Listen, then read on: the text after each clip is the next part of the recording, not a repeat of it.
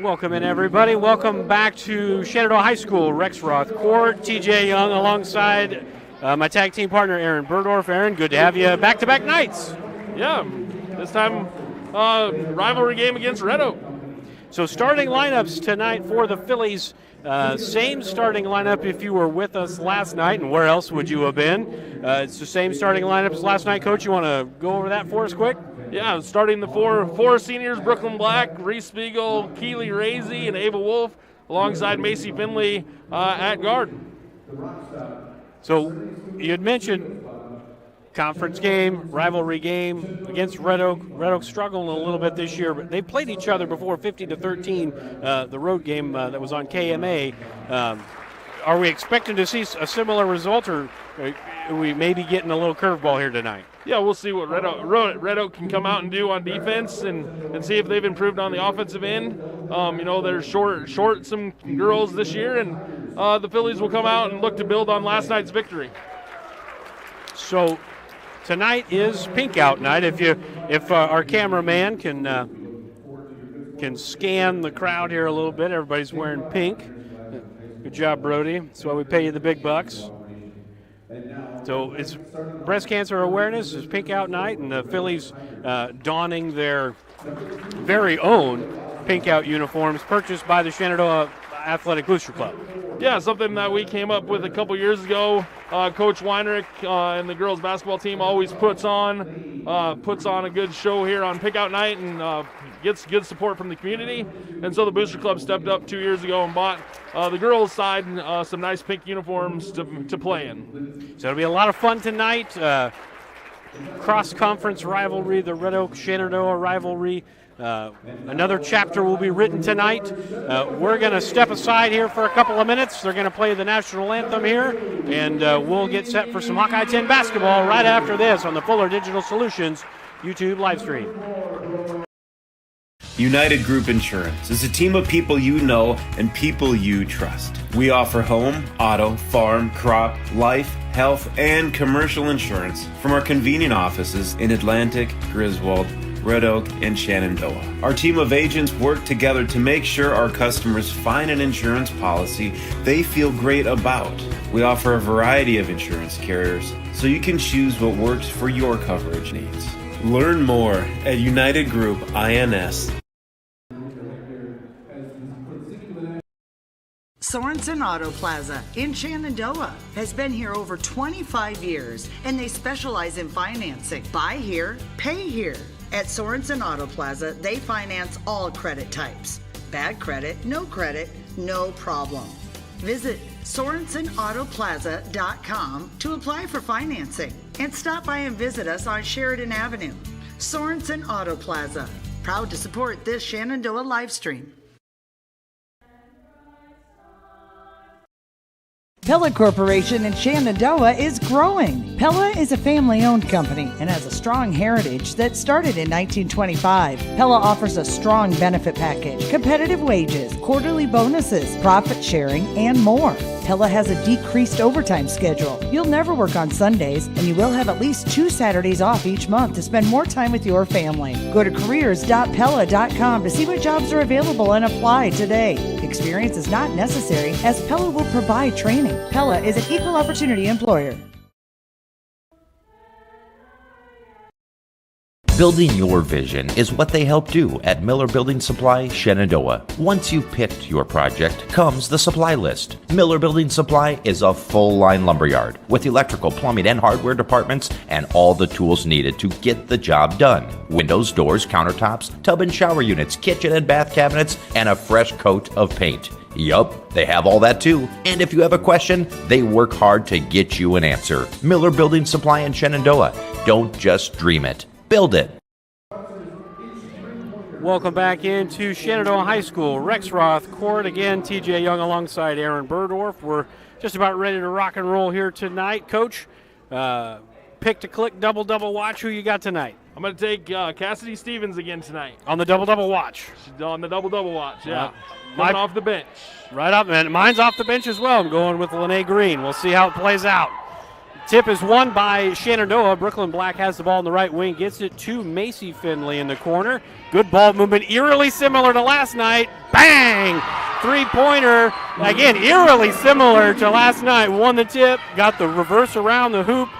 Just a really good start for the Phillies. Yeah, excellent start again for the Phillies tonight. Good ball movement all the way around the top of the key. Brooklyn Black with the assist, Spiegel with the three. So DeVries has the ball for the Tigers, gets it up to Boswell. Boswell, a float shot in the middle of the lane, no good. Rebound by Razy, and now Shenandoah looking to push.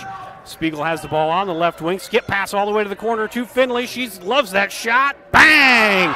Back-to-back triples. One for Spiegel, one for Finley. 6-0 early. Phillies on fire. Yeah, Spiegel with the assist. Again, the nice skip pass to the corner for the big three for the Phillies. Boswell passing inside, and no foul, no contact up there as DeVries tried to get the shot to go. Nothing there in the middle of the lane. And again, pushing up ahead, good entry pass to Ava Wolf, and 3 consecutive buckets just in fuego right now. The last 24 hours these Phillies have been. Yeah, good. Again, just like we talked about last night, sharing the basketball, finding the open person for the easy look. DeVries has the ball for the Tigers, gets it to Boswell. She drives the lane, passes it back out to Lennon O'Neill. O'Neill now back at the top. Looking for some help there. She picked up her dribble, and we're going to get a player control foul right there. Good defense on the ball by Brooklyn Black. Lennon O'Neill didn't have a lot of help from her teammates right there. Yeah, Red Oak didn't do a good job of moving without the ball, and it led to the turnover. So 8-0, 6:26 to go in the opening quarter. And again, Shenandoah starting the ball on the right side. Skipped back over. Nothing there for Spiegel. Skip back to Finley. Can she go 2 for 2? Just short. Good offensive rebound effort by the senior Ava Wolf, but just couldn't come up with it. And Ramirez has the ball for the Tigers. Gets it back to Leonard O'Neill on the right side. Back to Ramirez. Pump fake. Shot from the free throw line. Off to the side. Rebound by Ava Wolf.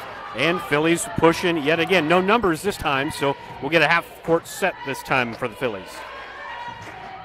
Brooklyn Black looking to get it in the middle of the lane. Racy has it on the elbow. One dribble drive. And honestly, it looked probably like a charge to me if they were going to call anything. And that's what they did call. Really good job defensively down there by Jaden Lindsay just to stand her ground. Yeah, really good job there by the Red Oak defense, taking away the drive, and Razy stuck with the ball and ends up with the offensive foul. So we got a timeout on the floor, and we'll take one with him. Just a 30-second timeout. We'll be right back right after this. Kane, the real boss at Gowing Plumbing, but don't tell my mom and dad. I'd like to talk to you about tankless water heaters with endless hot water. If low energy bills and higher home values are important to you, you might consider a more efficient tankless water heater from Gowing Plumbing. Call 712-246-1803 and they can help you find the right system for you. Plus, Gowing Plumbing is the only one to call for issues with boiler heat. 24-hour on-call service from Gowing Plumbing. Tell them the boss sent you. Yeah. Welcome back into Shenandoah. We're just about ready to rock and roll. That timeout, the last timeout was taken by Red Oak, so 8-0. And Coach, I got the score on the correct side tonight. I don't have to worry about fans texting me telling me I got the score on the correct side. I'm better tonight. That's good. That's a good start. And Boswell dribbled the ball off of her left knee there, out of bounds. Coach, you mentioned with the pink out, we've got some donations from the local community for three-pointers made. Yeah, the boys team went out and got solicited donations for threes, and everybody that's donated, it's $268 per three. There's another $268 to the pink out cause. So we've got 3 threes made. Spiegel's made 2. Finley's made 1. So $268 times 3. Just keep popping those threes, kids. And Lindsay gets the ball stripped away from her. Finley bringing the ball up the right side, pulls the ball back. We're going to set up another half-court set here. It's kind of a wide 2-3 zone here for Red Oak. A skip pass to Finley. She's got the shot, doesn't take it. Skips it back to Spiegel. She's on fire right now. Can't get it, but that backside rebound's always there. And Finley makes it pay. 14-0 early. It's the Finley and Spiegel show. 4th triple of the first quarter for the Phillies. Boswell dribbling the ball up the lane. She's going to get a little hand check foul there. Looks like on Spiegel. That'll be her first. We're going to have our first subs of the game coming in. But, Coach, again, just a white-hot start for the Phillies again on back-to-back nights. Yeah, absolutely. And it all starts again with the ball movement, doing a really good job of moving the ball and around to open shooters. And it feels good to see the Phillies starting to hit some of those threes here in the second half of the season. Really good inbound play there as Boswell got the pass into DeVries, but just couldn't put the biscuit in the basket there, and still a goose egg on the board for Red Oak as Caroline Rogers in the game, as is Lene Green for the first time tonight. And Rogers has the ball in the corner. Bang! It's a three-point party tonight. They must know there's $268 on the line every time they put one in. That's fun to watch. They're going to break my bank account. I donated some of that, and they're going to break my bank account here. It's to a good cause. For a good cause. DeVries brings the ball in the lane. She's going to get a foul up top on Ava Wolf. Wolf was good with the lower half right there, but she up at the apex, she ended up swatting a little bit, and DeVries will go to the line for two. Yep, sometimes it's just a matter of just getting your hand up and putting it up there and hoping that they shoot over your hand. That time Ava just reached in a little bit trying to block that shot. DeVries missing the front end, so we're going to get three more subs in for the Phillies as Allie Evelyn, Jenna Burdorf, and your pick to click, your double-double watch, Cassidy Stevens checks into the game for the first time. If the threes keep going down like they are, yours is entirely possible. As DeVries knocks down her second free throw, so splits the pair. 3:50 to go in quarter one. 17-1. Shenandoah out to the early advantage. Stevens has the ball screen at the top. Stevens one dribble, looking for help. Gets it to Burdorf. Nice pass, good feed inside, good seal by Allie Evelyn, and it's 19-1. Really good job by the sophomore Burdorf and a good seal by the senior Evelyn, getting her sea legs back under her after being sick. Long shot by Ramirez, rebounded by Rogers, and the Phillies looking to run. Stevens to the basket. I'm a little upset about that, though, because she had Lene Green down there, and that's my double-double. Your double-double. Mine took your points away. I feel like you had a conversation with Cassidy Stevens at some point today, like, hey, you gotta be hitting your shots. Boswell has the ball, gets it to Ramirez, pump fake, drives the middle of the lane. Nothing there. Boswell back on the left side. Gets it into DeVries. Nice cut in there, but just, again, can't finish. Red Oak's getting some good looks right now with their offense. Has settled down a little bit, but just not able to get the ball to fall. Burdorf has it up top. Over to Stevens. Nice lob entry pass. No good. Rebound by Boswell. That would have been an assist for yours and a made basket for mine right there. Could have both scored some points. Turnabout's fair play, I suppose, right? I guess. Ramirez has the ball between the circles, getting guarded very tightly by Caroline Rogers, and now Burdorf is guarding Lennon O'Neill. Skip pass over to Ramirez. DeVries has it again. She shuffled the feet, and Mr. Griebert made the call, and that was the appropriate call. Shuffled the feet there, and that's a turnover. Coach, your thoughts? Yeah, excellent defense by the Phillies once again, just continuing to put some pressure on the ball, especially when they go to dribble and turning the Tigers over once again. So 21-1, just over 2 minutes to go in quarter number one. It's a 1-4 high set here for the Phillies, and a nice high-low pass, post to post, but got to finish that. Really good look by Evelyn. That's one that Lene Green's going to want to have back tomorrow. Yeah, absolutely. I think sometimes Green's eyes just wander from her target sometimes, and maybe short arms it a little bit. Those are baskets that she can definitely make, and she will make. You'll see her be very productive. Absolutely. I completely agree. A turnover by the Tigers. Ramirez passed the ball to DeVries, who was not ready for it, so the Phillies have possession again. Again, that 1-4 high, looking for back door or the post-to-post pass, and we're going to get a carry. That's a tough call, but I really like that 1-4 high set. They've been running that a little bit more lately. You're getting the back screen you're getting the backdoor action right away, and then that post-to-post ball screen. I like that action. Just had the unfortunate carry call. Right, just something different. People playing in the high post and then throwing it into the low post. Stevens gets the ball inside to Evelyn. Evelyn looking for a place to go. Shoots it short, rebounded by Lennon O'Neill. And it looks like we got Red Oak pushing the ball. That's going to be Maddie Doyle in the ball game for the first time. O'Neill gets it to Ramirez. If we remember the last time they played, Ramirez in foul trouble very early. So she's been on the floor this entire quarter. She's a very big key piece to that Red Oak Tiger offense. Ball ends up going out of bounds, and it's going to be a full-scale substitution here. Hockey line change is Wolf, Black, Spiegel, Chloe Denton for the first time, and Keely Razy all in for Shenandoah. It's a luxury they have right now that Red Oak just doesn't have. Good hustle in the corner, and Denton tried to knock the ball off of Ramirez and just missed hitting the jersey there. It's going to be a turnover there. We're getting good hustle, but that's kind of like Lene Green missing that layup. Those are shots you're going to want to have back. Regardless of the result tonight, you're going to want to make those bunnies, those chip shots.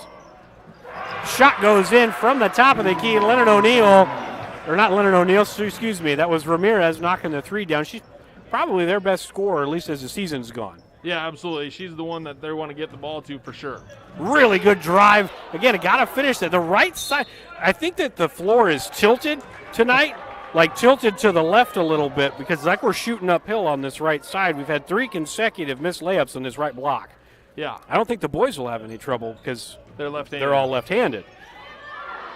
Wolf misses the first one and fighting for the rebound. We'll get a jump ball, and that's going to go back to Red Oak with 9 seconds to go. 21-4. The scoring flurry, the 5 3-pointers and the running up and down the floor, that's really kind of died down the last 3 minutes, and Red Oak has stayed pace after being down 21-1.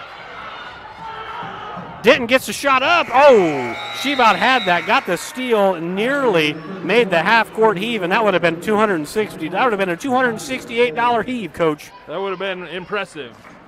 That's the end of one. A very quick first quarter, so we're going to step aside, pay some bills. We'll be right back right after this.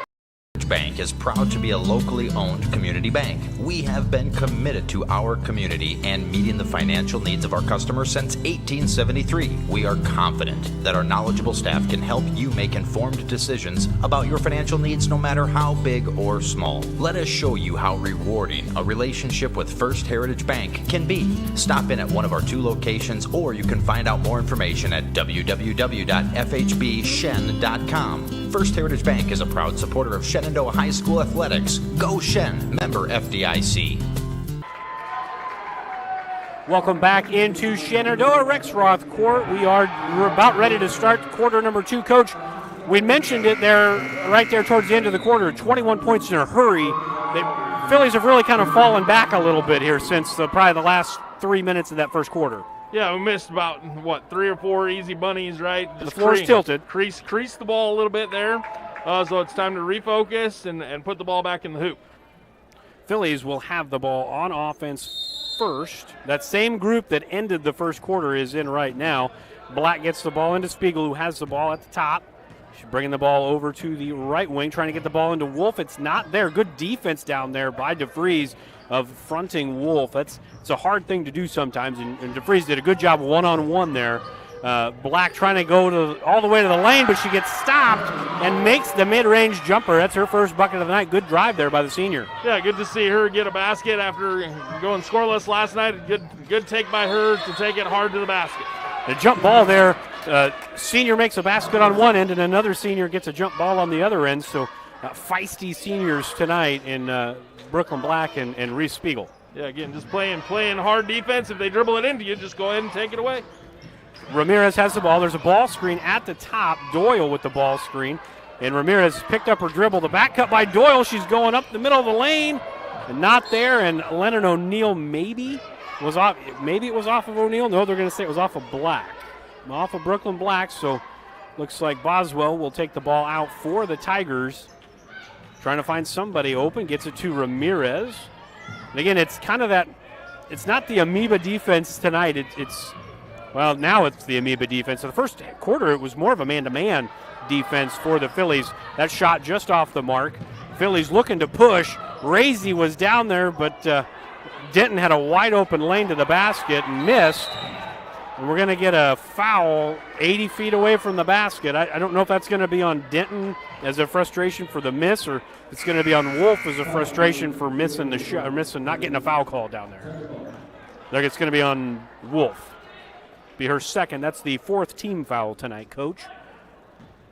Yeah, again, just taking it hard to the basket, and we got to finish at the basket. That's 4 or 5 easy buckets that we need to convert. Ramirez got away with the walk, nearly turned it over. Now Doyle has it.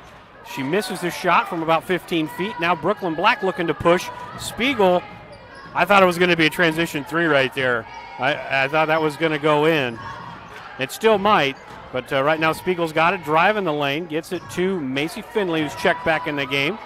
Finley in the corner, picked up her dribble, needs some help, gets it from Brooklyn Black. Spiegel has the ball again. Very patient possession this time for the Phillies.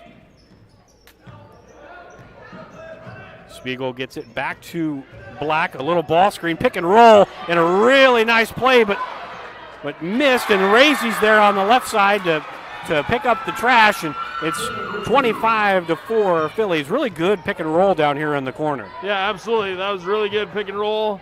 Ava just needs to finish there at the basket, but good rebound by Razy to finish the possession. And a steal by Finley there on the errant pass, and now again Phillies looking to push. Razy on the left block, missed, had some contact, gets contact this time, and will get the call. She'll go to the line for a pair. But the one thing I've really noticed, I said it last night, I'll say it again tonight, probably more than once. I didn't get to call the Fremont Mills game. I didn't get to call the Glenwood game, so I don't know what they did really in those games necessarily. But they've pushed the ball a lot more tonight and last night than they had all first half of the season. Yeah, absolutely. Playing with a little bit more pace, turning steals and long rebounds into points going the other way in transition. Razy makes the front end of her 2-shot foul. Second shot up and good. Or excuse me, up and no good. And then rebound by Wolf. Can't get it to go. I'm telling you, either the hoop is tilted from all the dunks or the floor is tilted, because we're missing them all on this right side on this block. Going to get a body check there by Spiegel. That'll be the 5th team foul for the Phillies to just 2 for the Tigers. And Evelyn will check in for Razy. Razy, who I just saw today, signed with, was that Iowa Wesleyan. Iowa Wesleyan Yep. for golf. So good for her. Congratulations to her. And so it's a really cool moment. It's always a cool moment when you can sign that letter of intent to play somewhere at the next level. So good for her. Doyle with the 3 right at the top of the key. That looked good from here, but just short. Rebound long by Finley. And again, Philly's looking to push, and nobody there to stop the ball. And Brooklyn Black will take advantage, in a really good steal down there by Ava Wolf. Yeah, you don't get an assist there, but a really good job by Wolf to seal that off and let Black get all the way to the basket. So for the Tigers, Doyle has the ball at the top. Trying to go to the left, gets stolen away by Finley. Finley one-on-one with Doyle, and a lot of contact up at the top, and Macy Finley's going to go to the line. She's got, to my knowledge, I'm not looking at your stat sheet because that's private, but I believe she's got 6 points tonight so far. She does have 6 points. That is correct. I'm not going to change my double-double watch. I don't know, do you feel like changing yours? Nope, I'm going to stick with mine. Stick with it? Yep. All right. So Finley rattles around and down, so she's got 7.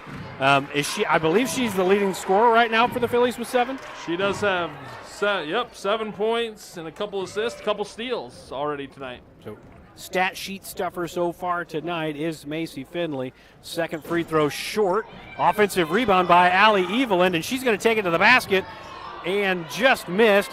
Wolf gets some contact by DeFries. Ava Wolf will go to the line. Just relentless tonight are the Phillies on the offensive glass. It's a tough ask a lot of times to play against a team with more size than you to battle on the boards, but tonight the Phillies are imposing their will. Yeah, the Phillies already have seven offensive rebounds, and 5 of them are by Wolf. And Ava Wolf knocks down the front end of her 2 shots, and Lennon O'Neill will check into the game again for Red Oak. And with Red Oak, you see glimpses, you see pieces. They've got some. It's just not all there. It's not all together yet. You hope for their sake it does turn around and come around. But there's individual pieces that are there for Red Oak. Yeah, just a lot of youth out there, a lot of inexperience at the varsity level. And Doyle gets it to Boswell. Boswell, long pass and saved by Doyle, but into the arms of Caroline Rogers, who gets it to Finley, who's going to take it. Little baseline pass, just short. Cassidy Stevens nearly helped you out there, Coach. That was a good look. That was a good look, just a little short there from the corner. Ramirez gets it to Boswell. Boswell tried to fit the ball in and does to Lindsay, but she misses the shot, and Leonard O'Neill got the rebound. Not there, and that's probably a foul, a displacement there on Ramirez. So it's going to be Philly basketball. Good check out there by Cassidy Stevens. Yeah, that foul right there, let's talk about the definition of displacement versus maybe, we talk about over the back. That might have been like a hold. Okay. Like if I'm going to go over to the over to the table to call that, I might call it a hold because she's kind of reaching around like her, a rugby scrum type of a situation. Right. Fair enough. Versus moving her to a different place. Yep. And a good check out again that time by Lene Green, this time giving the guard the drive. Rogers for three, just long. Rebound by Ramirez, and it was poked away, but a cheap little foul there by Stevens, a long ways away from the basket, trying to steal a possession there. Yeah, we don't need fouls, Cassidy. You can't get to double figures in fouls, so that doesn't help us in the double-double That's watch. true. They stop at 5. Yeah. In Iowa. Correct. I think everywhere. Okay. Well, in high school basketball. There you go. Ramirez has the ball at the top for Red Oak. Trying to get something going here offensively. Red Oak's been shut out here in this second quarter. Doyle thought about the three. Good defense by Stevens, but Bozeman with a long shot, long rebound, and Bergdorf's all alone for the coast-to-coast. Left hand. I feel like she hears our broadcasts a lot because we talk about left hand so much, right? No, probably not. She does a really good job of shooting there, but if she's going to help me on the double-double, Cassidy Stevens was running the right side. Just go ahead and pass it. She really was a little selfish. The steal by Evelyn, and Bergdorf kick it out to Stevens. 3, no. Little side dribble, 3, no good. Evelyn with the rebound, just a little too far under the basket there, and Leonard O'Neill with the check out, and Red Oak moving the ball back up the floor. 32-4, 2:45 to go in the first half. And Doyle gets the ball stolen away. Caroline Rogers pushing the ball up to Stevens. Stevens goes all the way in. Had some contact at the top. They didn't get the foul on Stevens, but they'll get the foul to send Evelyn to the line there. There were 2 fouls right there. They called the second one. Yeah, but that doesn't help me. Nope. On the statistics of getting to the free throw line. Doesn't help you. Nope. I don't even. I feel like the refs aren't paying attention to what we're talking about. No, I don't. Actually, I have one of their phone numbers in my phone. I could probably send them a text at halftime and let them know. I won't do that because that's tampering. That's illegal. That goes against the code of ethics that all commentators had to swear upon before. That's not a thing. But good rebound by Lene Green, as we'll get a jump ball call after the rebound. Count that as a rebound. Thank you very much. And the jump ball will keep the possession down here as Evelyn missed both free throws. 2:32 to go until halftime, and Evelyn will get a break, and it's going to be 4 guards out there with Lene Green. Green gets the ball to Rogers. Rogers, couple dribbles, gets it out to Denton in the corner. 3 ball just off, but ooh, we're going to get a foul there on Lene Green. That would be what I would consider an over the back. Yeah, I guess that would be displacement. Over the back, whatever you want to call it. No. I want to call it what you call it. Because he went over to the scores table and he put 2 hands up and acted like he was pushing her. Did he do this? He did not do that. Okay. Well, nobody saw that. Nobody saw what we were doing. Nobody wanted to see what we were doing. As free throw is missed, and now Stevens gets the ball into the corner. Ball was batted out of bounds by Leonard O'Neill. It'll stay with the Shenandoah. We have fun up here, and if Brody would have turned the camera to see us doing what we were doing, that would have been a meme or something. We definitely have faces for radio. Yes, that's right. Nice little mid-range jumper there by Stevens, just long. Rebound by DeFries. Ramirez bringing the ball up the floor. 2 minutes to go exactly until halftime. Phillies in control, have been since the beginning. Red Oak just trying to find themselves here offensively. Again, still without a point here in the first 5 minutes and change, so almost, or 6 minutes and change here in this second quarter. And that's a really good look and paid off by Jaden Lindsay. So Ramirez, good look to Lindsay, finally gets Tigers on the board here in the second quarter. Yeah, good ball movement there. The Phillies got lost a little bit on defense there. Denton has the ball in the right wing. Nobody's guarding her. She's going to shoot that shot. Bang! $268. More. Brody, can you get us an update on how much money that is? That's times 6. 268 times Ramirez 6. misses the shot. It's batted out of bounds by Red Oak, so it'll stay with Shenandoah on this near sideline. And 1:12 to go, 35-6. 6 threes tonight? 6. And we're going to figure out what that math is. Times 268 times 6. Already over good chunk of change. $1,600. All right. Going to the pick out. Keep it going. Just keep raining threes. That's actually a pretty good job by Stevens there not to travel. She kept her foot down and was able to get the ball out into the corner. And then we're going to get, I believe, Lene Green going to the line because it should be a 1-and-1. Yeah, it'll be Lene Green. How many points does she have tonight, Coach? Lene Green has no points, but she's got 3 rebounds. Okay, so she's 10 points and 7 rebounds away. She's getting there. Getting there. About Stevens, how's she doing? She's got 2 points and 2 rebounds. Okay, it's about the same. Lene Green's first one. I've jinxed Lene Green, and I'm sorry to the Green family. That's my fault. I apologize. She's a good player.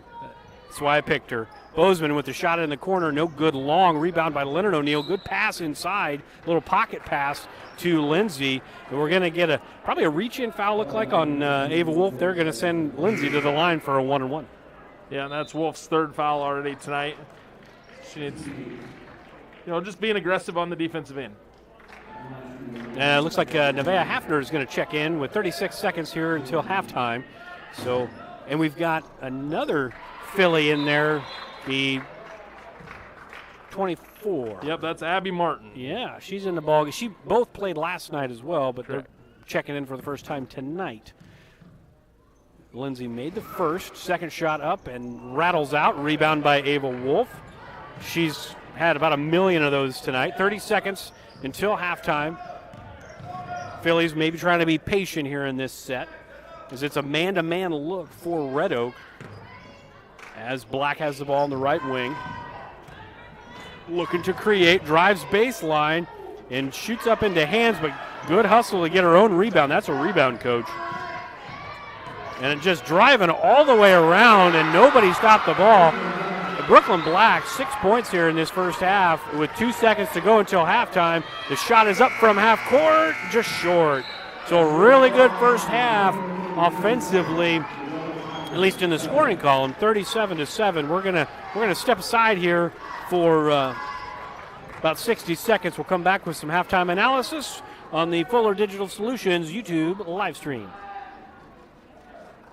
Digital Solutions started small, but now we're growing as FDS provides live streaming coverage for over 20 schools across 3 different states on our Fuller Digital Solutions YouTube channel. Subscribe to get notified when we go live for your school events. Big events are captured live, and your business can get noticed with advertising during our live streams. Local talent and camera operators are encouraged to contact us too. For future employment, no experience necessary, we will train. For information about advertising or working with Fuller Digital Solutions, email us and follow us on Facebook. Inch of your body puts pressure on one place, your feet. So give your feet everything they could ask for by walking in to Brown Shoe Fit Shenandoah. Shoes for every occasion, boots for any situation, and above all, the right fit for you.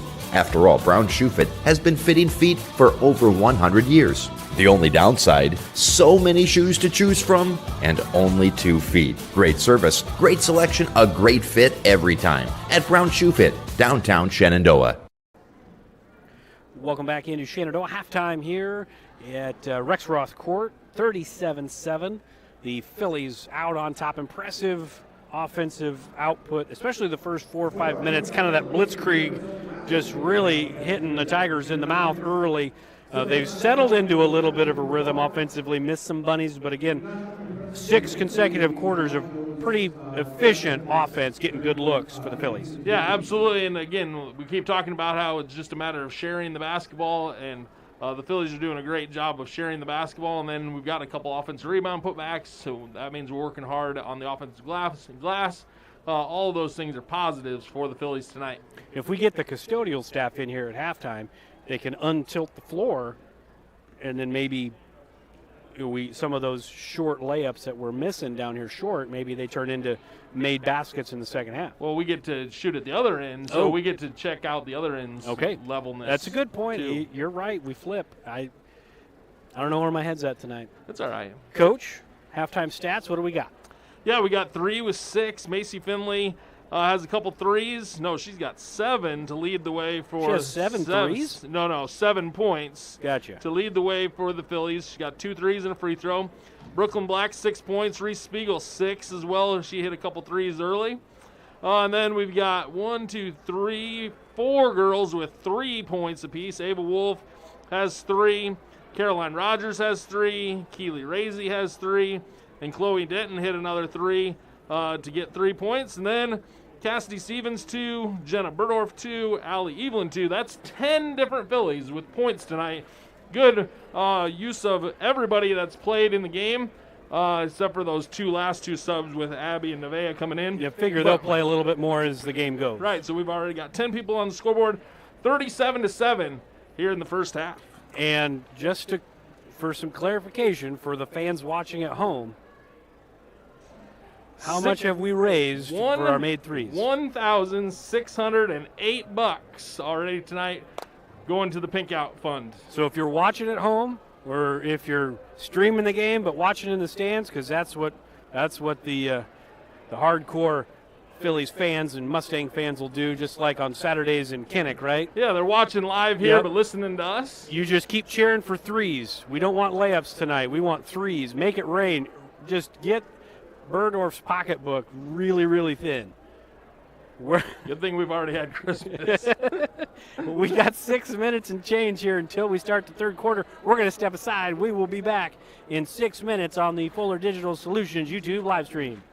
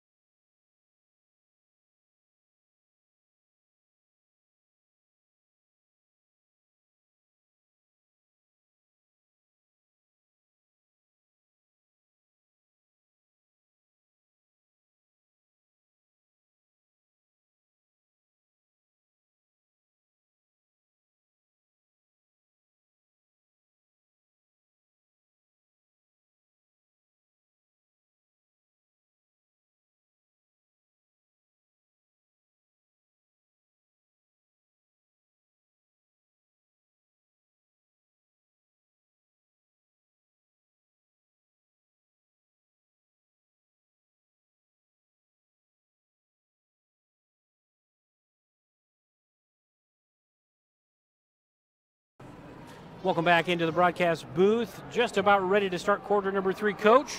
Our pick-to-clicks, our double-double watches have pretty well gone out the window unless we have something crazy happening. But that aside, game plan here, third, fourth quarter with this group of Phillies going up against the Tigers up by 30. Yeah, again, continue to play hard on the defensive end, lead yourself to some transition buckets at the offensive end, and continue to share the basketball and continue to raise money for the Pink Out. You know, and four, I totally agree with you on that. Keep raining threes, Phillies. But on the flip side, for Red Oak, it's the turnovers. If they're getting some good shots, they're just not falling, but they are being fairly careless with the basketball tonight, and the Phillies have been taking advantage of that. Yeah, absolutely. Whether it's a forced or unforced turnover, Red Oak does need to sure up the offensive end by holding on to the basketball. The wise coaches say all the time, value the basketball. It's pretty important. But I also say shoot it before you turn it over. That's always one of my favorite ones. And Merced Ramirez does just that. Missed shot, but Leonard O'Neill on the backside because she's right-handed. Where all the rebounds go. And she makes the shot, but then Macy Finley comes right down and says, anything you can do, Leonard O'Neill, I can do better. It's 39-9. Really good drive again by the guards. Yeah, excellent take by Finley all the way to the basket. Good save by Ramirez. Nearly lost the ball. And Boswell has the ball at the top, gets the ball to DeVries. Bounce pass to Merced Ramirez, and it's stolen by Keely Razy. And Brooklyn Black looking to push, gets the ball to Finley, trying to get it inside. Nothing there. Finley on the drive, the kick out to Spiegel. She's got to hit that. Raise money. Got to hit that. Yeah, we didn't turn it over. Yeah, don't be afraid to just chuck it up there right now. Little high-low pass. And Spiegel's going to shoot it from the corner. No good. Backside rebound, of course. And we get a foul at the top. Keely Razy going to the line with 6:50 to go in quarter number 3. Phillies up by 30. But again, a good shot selection and a good crash on the backside by Razy. Yeah, excellent work there. Takes the Phillies up to 13 offensive rebounds tonight. How many made baskets do we have? Do we have 13? We have 14. So we have only one less offensive rebound than made baskets. That's pretty impressive. Or not. You know what I mean. Razy, a little short on one, a little long on the other, but the offensive rebound, we're all tied up with offensive rebounds and made baskets right now as Ava Wolf grabs another offensive rebound. Finley picked up her dribble, gets it to Black. Black looking to drive, bounce pass to Wolf. Wolf trying to back down Lindsay, kicks it into the corner to Finley, back to Wolf. Wolf got her feet tangled up with Lindsay there, falls on the ground and gets a travel call. Before the fall, pretty good possession, ball movement, player movement right there. Yeah, absolutely. I think Ava turned around and didn't know which way she wanted to go. Falls over, but she can laugh about it here in this contest. DeVries has the ball at 4. The Tigers on the right wing. Gets it to Bozeman. Bozeman, couple dribbles, stops. Ramirez wide open. That's a really good shot for her. Ball was blocked by Razy. O'Neill picked up the rebound. Now DeVries has the rebound or has the loose ball, and we'll get a foul on, it looks like, Brooklyn Black. A really good look there for Ramirez. Just shots not falling tonight for Red Oak. Yeah, that was a really good set piece. Ramirez came off a low post screen out into the corner. Just didn't get the shot to fall. So we'll have the first timeout of the game for Shenandoah. 30-second timeout. We'll take one with them. We'll be right back. Pay to spray. What did you say? Pay to spray. Custom application? Oh, input costs can get pretty high. I want to buy my own sprayer with automatic boom shutoff and really big booms. Gotta love some big booms. The ag economy's down, but I'm bullish and my numbers are good. So what do you think? Let's make it happen. The ride to your dreams is easier with the right partner. Bank Iowa. Let's make it happen. Welcome back in. Timeout was by Shenandoah, and Red Oak will have the ball under their own basket right now. down by 30, 39-9. Good set out of bounds. Ramirez just short on the shot. Good backside rebound by Leonard O'Neill. Gets the ball out to Doyle. Ramirez spins the ball over to Boswell. Nearly got it to fall. That was off of Razy right there. Good call by Mr. Hash down there on the baseline. Yeah, good sell by Razy there. You know, it went off her and put her hands up and said, no, it wasn't off me. And he believed her. That was definitely off. That was definitely off of Razy. She sold it really well, though. She's a senior. She's had a lot of varsity experience. And a double down screen here, screen down, screen across. I really like this offense. It gives you some ball movement and player movement, and usually leads to this right here, a wide open layup. Good pass from Razy to Wolf. Razy with the assist, Wolf with another bucket. That's just 5 for Ava Wolf. Seems like she's had more, but just a lot of missed opportunities tonight for her. She's had some good looks, just haven't gotten them to fall. Doyle with the missed shot, DeFries with the offensive rebound, and then the foul. That's the 4th on Ava Wolf. Might be a short night for the senior. Yeah, that's her 4th already, and so she's going to get checked out here early in the 3rd quarter. Then we've got 2 new posts in the ball game. Cassidy Stevens came in a little bit ago, but now Lene Green and Allie Evelyn have checked into the game. Ramirez has the ball. Boswell has the ball now. Back to the top. Doyle wide open on the wing. Just missed, and that'll be out of bounds. Lene Green's got to grab that rebound. For me. Personal reasons. For just selfishly, she's got to grab that rebound. I'll talk to her mom. Yeah. We'll have a conversation at the next Booster Club meeting. Probably not. So some more subs have checked into the game. Jenna Burdorf has checked in, as has Caroline Rogers, who has the ball to Burdorf now on the right wing. Nice little screen action by the post, trying to get a high-low action. Have back door open if it's there. Evelyn takes the shot on the block. Good offensive rebound by Lene Green. Cassidy Stevens dribbles into the paint, and kind of an errant pass there, and Ramirez gets the steal. So empty possession for the Phillies, 4:30 to go in quarter number 3. Doyle has the ball now between the circles for Red Oak. Picks up her dribble. Boswell has the ball. Nobody guarding Boswell. She'll shoot the elbow jumper in and out, and rebound by Allie Evelyn. Stevens has the ball, maybe looking to push. No numbers, but then there's Lene Green. She gets fouled at the top. Probably going to be on Ramirez right there, but good find by Stevens. We couldn't get the assist, and we couldn't get the made basket. Coach, we have just jinxed those two. We're not going to do it before the game anymore, the double-double stuff. We can do it as the game goes. Right, yeah. Because we didn't do these two justice tonight. No, that's just – so if you 2 kids or your 2 kids' families watch this game, it's our fault. It's all Coach Burdorf's and myself's fault. We'll wear that. Lene Green misses the first, misses the second. Rebound by Doyle. This is all my fault.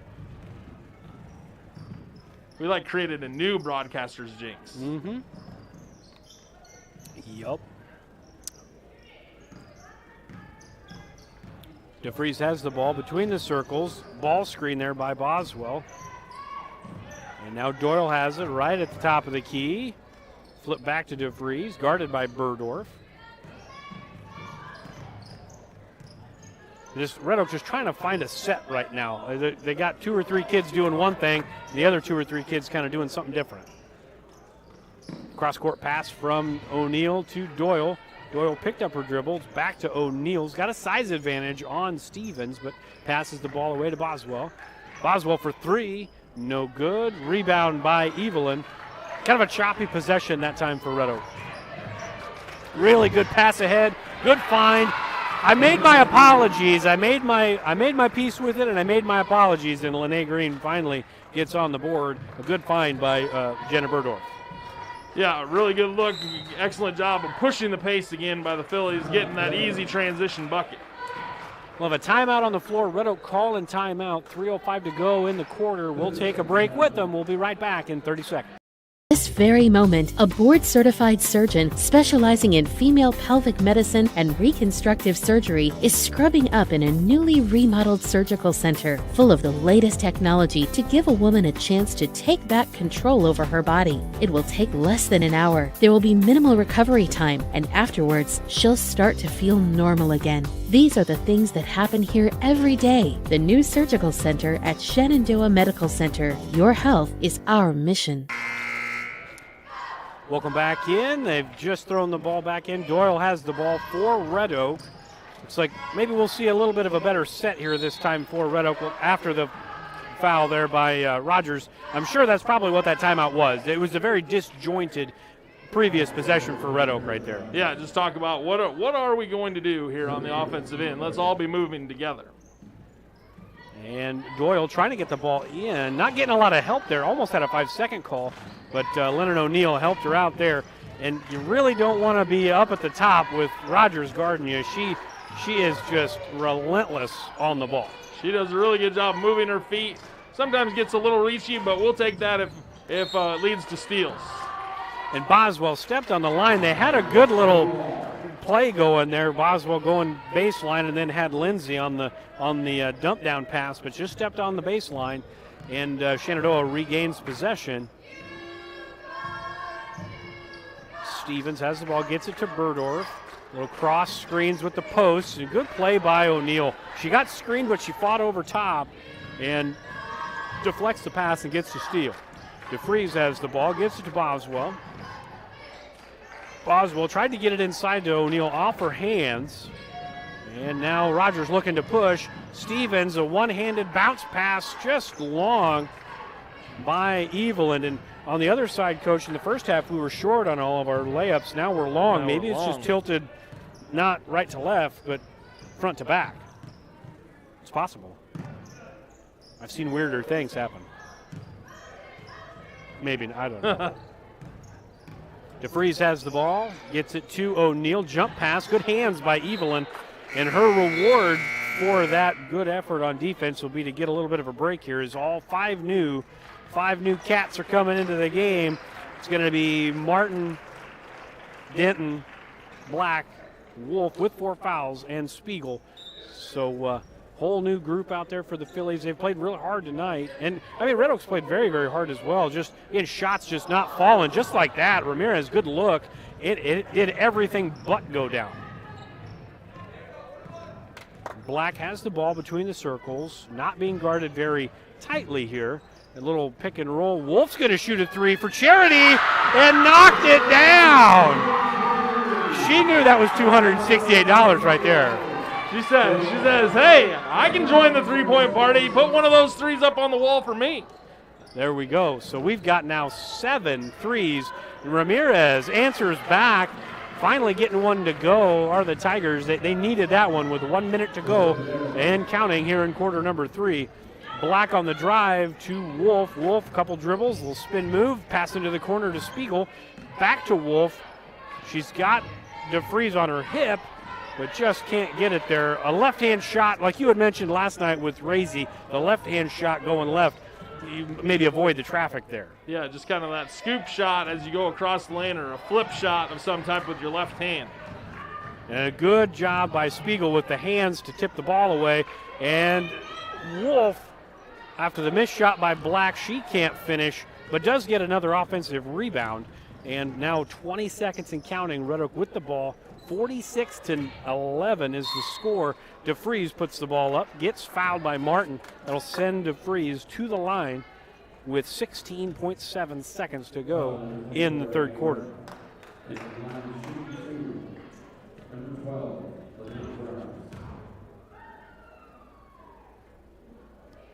And DeFries misses the front end, so you're going to get Hafner checking in for Wolf. And that may be the end of her night. Maybe not, but it's entirely possible that that's the end of her night. And she's very close to a double-double. We maybe need to contact those guys down there. Yeah, she's got eight points and 11 rebounds tonight. So maybe really good night for her. We should send a text message down to Coach Spiegel or Coach Weinrich to put her in for a bucket.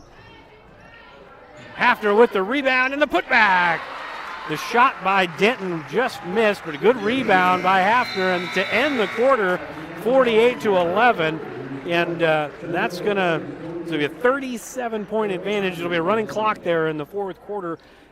Between the third and fourth quarters, as always, we're going to step aside, take a break from our newest sponsor. Thank you very much to all of our sponsors, but United Group, we appreciate you joining the party. We'll be right back right after this.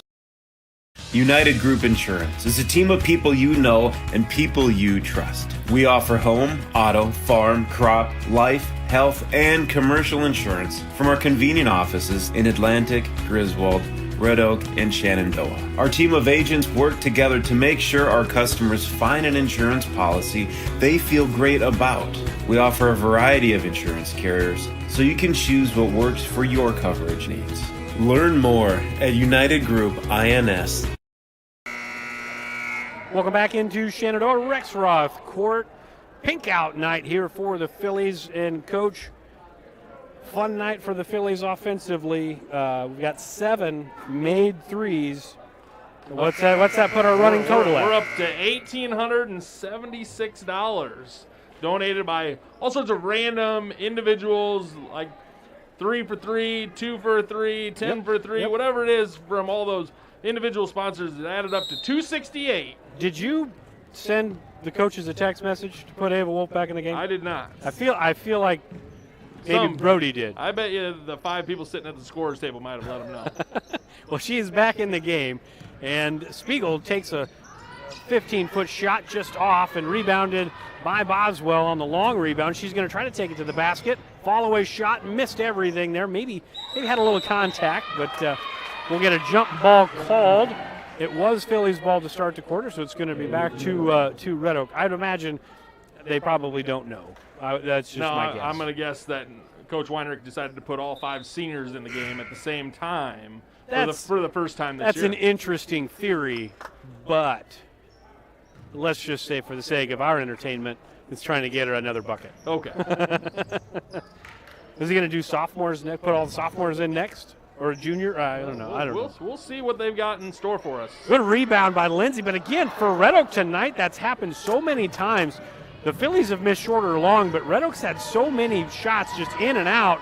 Nice pass by Black to Razy, and there again, that short or long for us. For Red Oak, it's been that in and out all night. Right, yeah. We keep creasing it, and they keep putting it in and rolling it out. So that's going to do it tonight, I believe, for all 5 seniors. So double watch will continue for at least another game. And now we got five sophomores in the game. Unfortunately, you can't play 6. We do have Taylor Henderson sitting over there on the bench is the other sophomore. So we got 5 sophomores in the game right now. Leonard O'Neill has it, gets it to DeFries, who's at the top, guarded by Martin. Back to O'Neill.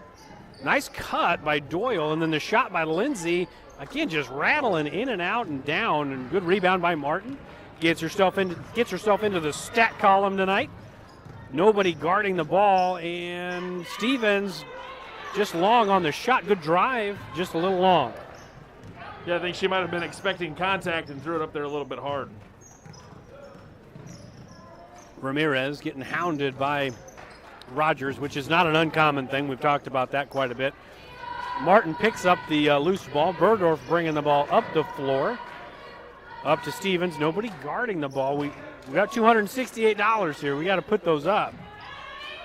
Martin gets stopped down there. Back to Stevens. Stevens on the drive. She goes in. Got away with a little bit of a walk probably, but no call, no walk. And we're going to get another timeout here by Red Oak, a 30-second timeout. Coach, we're going to stay right here. You were touching on the donations, $2 here, $3 here. Can people still donate to that cause now, or is that shut down? I don't know if they are or not out in the entryway. I would guess that it was shut down before the game.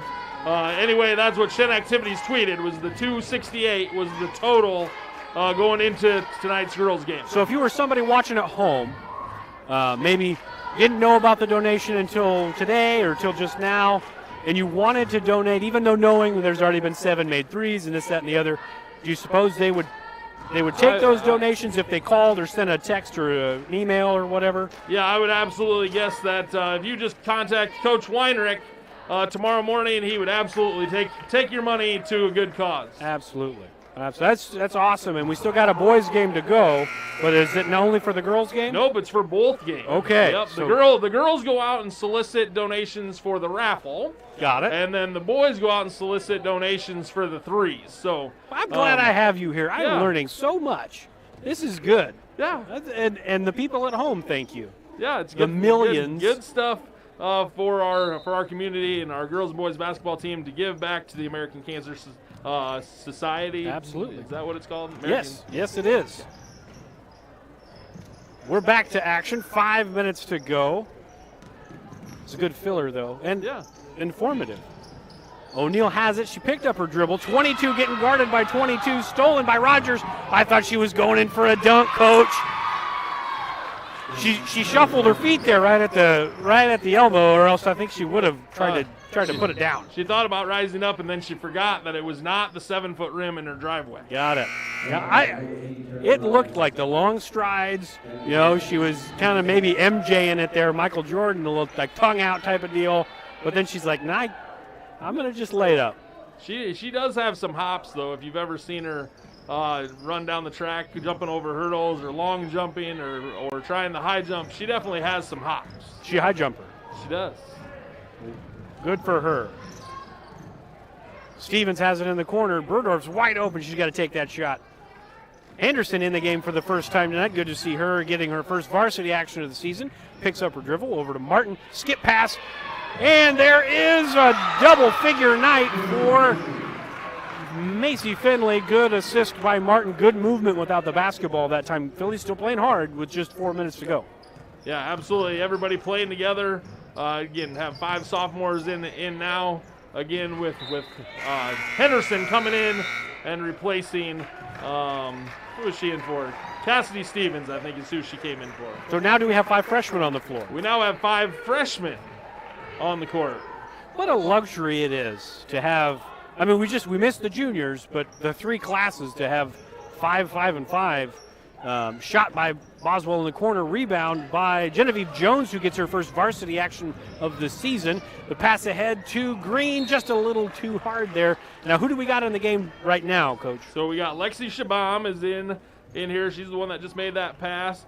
Chloe Denton, Genevieve Jones, Nevaeh Hafner, and Lene Green. Why do you got to point out that she was the one that made that pass? Well, I mean, so people could identify she's number 12. Gotcha. As she is guarding the ball right now, and the ball's now stolen on the pass. And Denton with a bounce pass to Shabam, who saves it off. That's a heady play by the freshman Shabam, passing the ball and off of O'Neal, and the Phillies will maintain possession. Got a box set here for the Phillies. The ball gets out into the corner, tipped out of bounds by Ramirez. Again, both teams playing hard. Philly's able to get some kids maybe that haven't played all year, getting them in. We got a 3-point shot coming up, number 8. Bang! We got 2 minutes. Let's just keep it going, folks. It's for a good cause. Make checks payable too, right? So Ramirez has the ball again, stolen by Denton. Denton taking it up to the basket, lays it in. Good drive by the freshman. That's 5 quick points for Chloe Denton, and she is a bucket waiting to happen, it seems like every night, but Ramirez answers back with a 3 of her own. She leads Red Oak with 8 points, 8 of their 14 points, and then now Henderson will come back in. So a couple posts that are getting some early action that haven't played a lot at varsity minutes, and then you've got a bunch of freshmen out there, which is a lot of fun to watch. There's a 30-second timeout, Coach. We do need to pay some bills. We haven't paid very many bills. I think my bosses are going to be upset with me, so I'm going to take a 30-second break. Sorensen Auto Plaza in Shenandoah has been here over 25 years, and they specialize in financing. Buy here, pay here. At Sorensen Auto Plaza, they finance all credit types. Bad credit, no problem. Visit SorensenAutoplaza.com to apply for financing. And stop by and visit us on Sheridan Avenue. Sorensen Auto Plaza, proud to support this Shenandoah live stream. Welcome back into Shenandoah, ladies and gentlemen. 59-14. Coach, give us an updated tally on the three-pointers. We're up to $2,144 for our Pink Out Fund. That's a pretty impressive number, and the night is not even half over. It is not. I feel like Zach Foster is going to be adding to that 268 per three-pointer. I feel like that. Like he'll have 3 or 4 tonight. I feel good about that. Yep. Shameless plug for our senior, Zach Foster. Good for him. So Shabam has the ball for the Phillies, driving on Doyle all the way to the basket, and she knocks it in. Getting her first varsity points of the season. Really good drive by the freshman. Boswell has the ball. Ramirez in the corner, jump pass to O'Neal, and now Ramirez shoots another three, just long. It was right there. She's got a decent little shot. She's just, again, like the Tigers tonight, just kind of been unlucky on the rim tonight. Yeah, they've gotten some open looks, just haven't fallen for the Tigers. So it's going to send Jaden Lindsay to the line. Lindsay has 3 points tonight. She's looking to make it 4 and 5 in this 1-and-1 opportunity. She knocks the first one down, makes it 61-15 with 1:09 to go in quarter number 4. Lindsay's second shot, in and out, rebounded by Hafner, and Chloe Denton looking to push a little bit here. Gets the ball up to Shabam on the right wing. Pass the ball into Hafner. Maybe got away with a little bit of a walk, but we'll get the foul called on Lindsay, and that'll be out of bounds underneath for the Phillies. Nope, just kidding. I was joking, Coach. Yeah, she's going to be shooting free throws. Get to go to the free throw line and try to get her first 2 points. I feel good about it. See, I need to stop. You got to stop me from saying those things, Coach. That's my fault. When they watch this back, that's going to be my fault. Well, it's kind of my bad because she already does have a basket. Okay. So both of our faults. More yours than mine, though. Yeah. And Hafner misses both, but a good job on the rebound. It's tapped out by Jones, and then Henderson was able to corral it. And now Denton with the ball on the left wing. Little ball screen, little pick and roll. Jones going to the basket. Good hands in there by O'Neal to tip the ball away. That was a layup right there where she didn't tip the ball away. 30 seconds to go.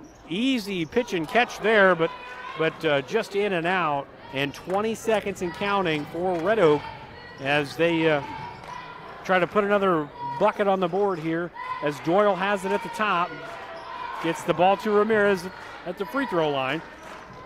Boswell has the ball, bring the ball back to the top, 7 seconds and counting.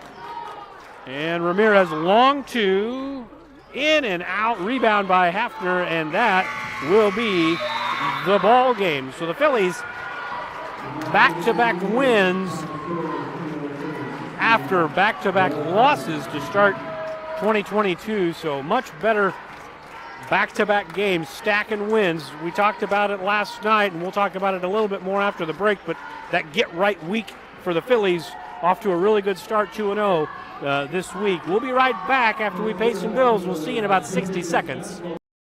Pella Corporation in Shenandoah is growing. Pella is a family-owned company and has a strong heritage that started in 1925. Pella offers a strong benefit package, competitive wages, quarterly bonuses, profit sharing, and more. Pella has a decreased overtime schedule. You'll never work on Sundays, and you will have at least 2 Saturdays off each month to spend more time with your family. Go to careers.pella.com to see what jobs are available and apply today. Experience is not necessary, as Pella will provide training. Pella is an equal opportunity employer. Building your vision is what they help do at Miller Building Supply, Shenandoah. Once you've picked your project, comes the supply list. Miller Building Supply is a full-line lumberyard with electrical, plumbing, and hardware departments and all the tools needed to get the job done. Windows, doors, countertops, tub and shower units, kitchen and bath cabinets, and a fresh coat of paint. Yup, they have all that too. And if you have a question, they work hard to get you an answer. Miller Building Supply in Shenandoah. Don't just dream it. Build it.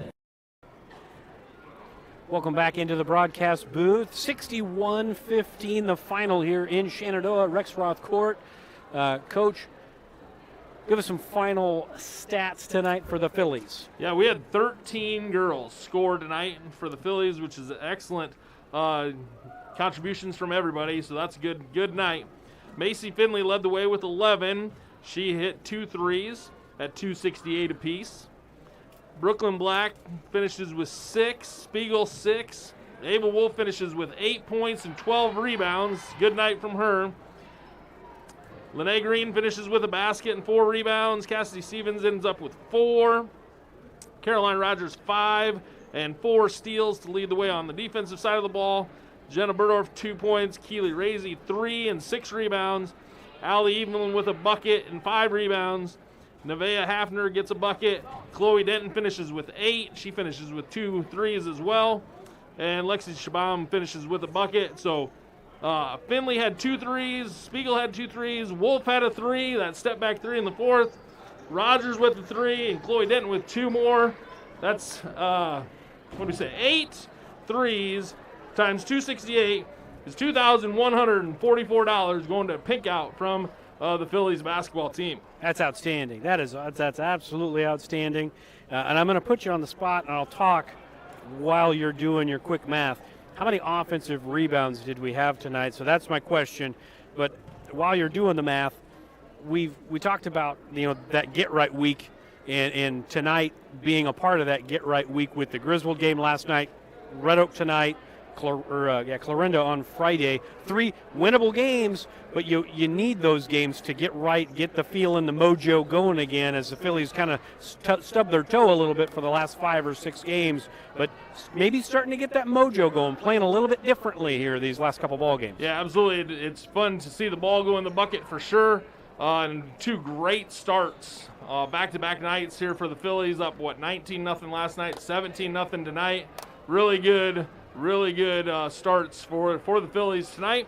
And 18 offensive rebounds tonight. How many made field goals? Because that's just, I love that comparison.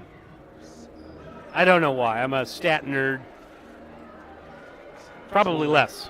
24. So 24 made field goals, 18 offensive rebounds.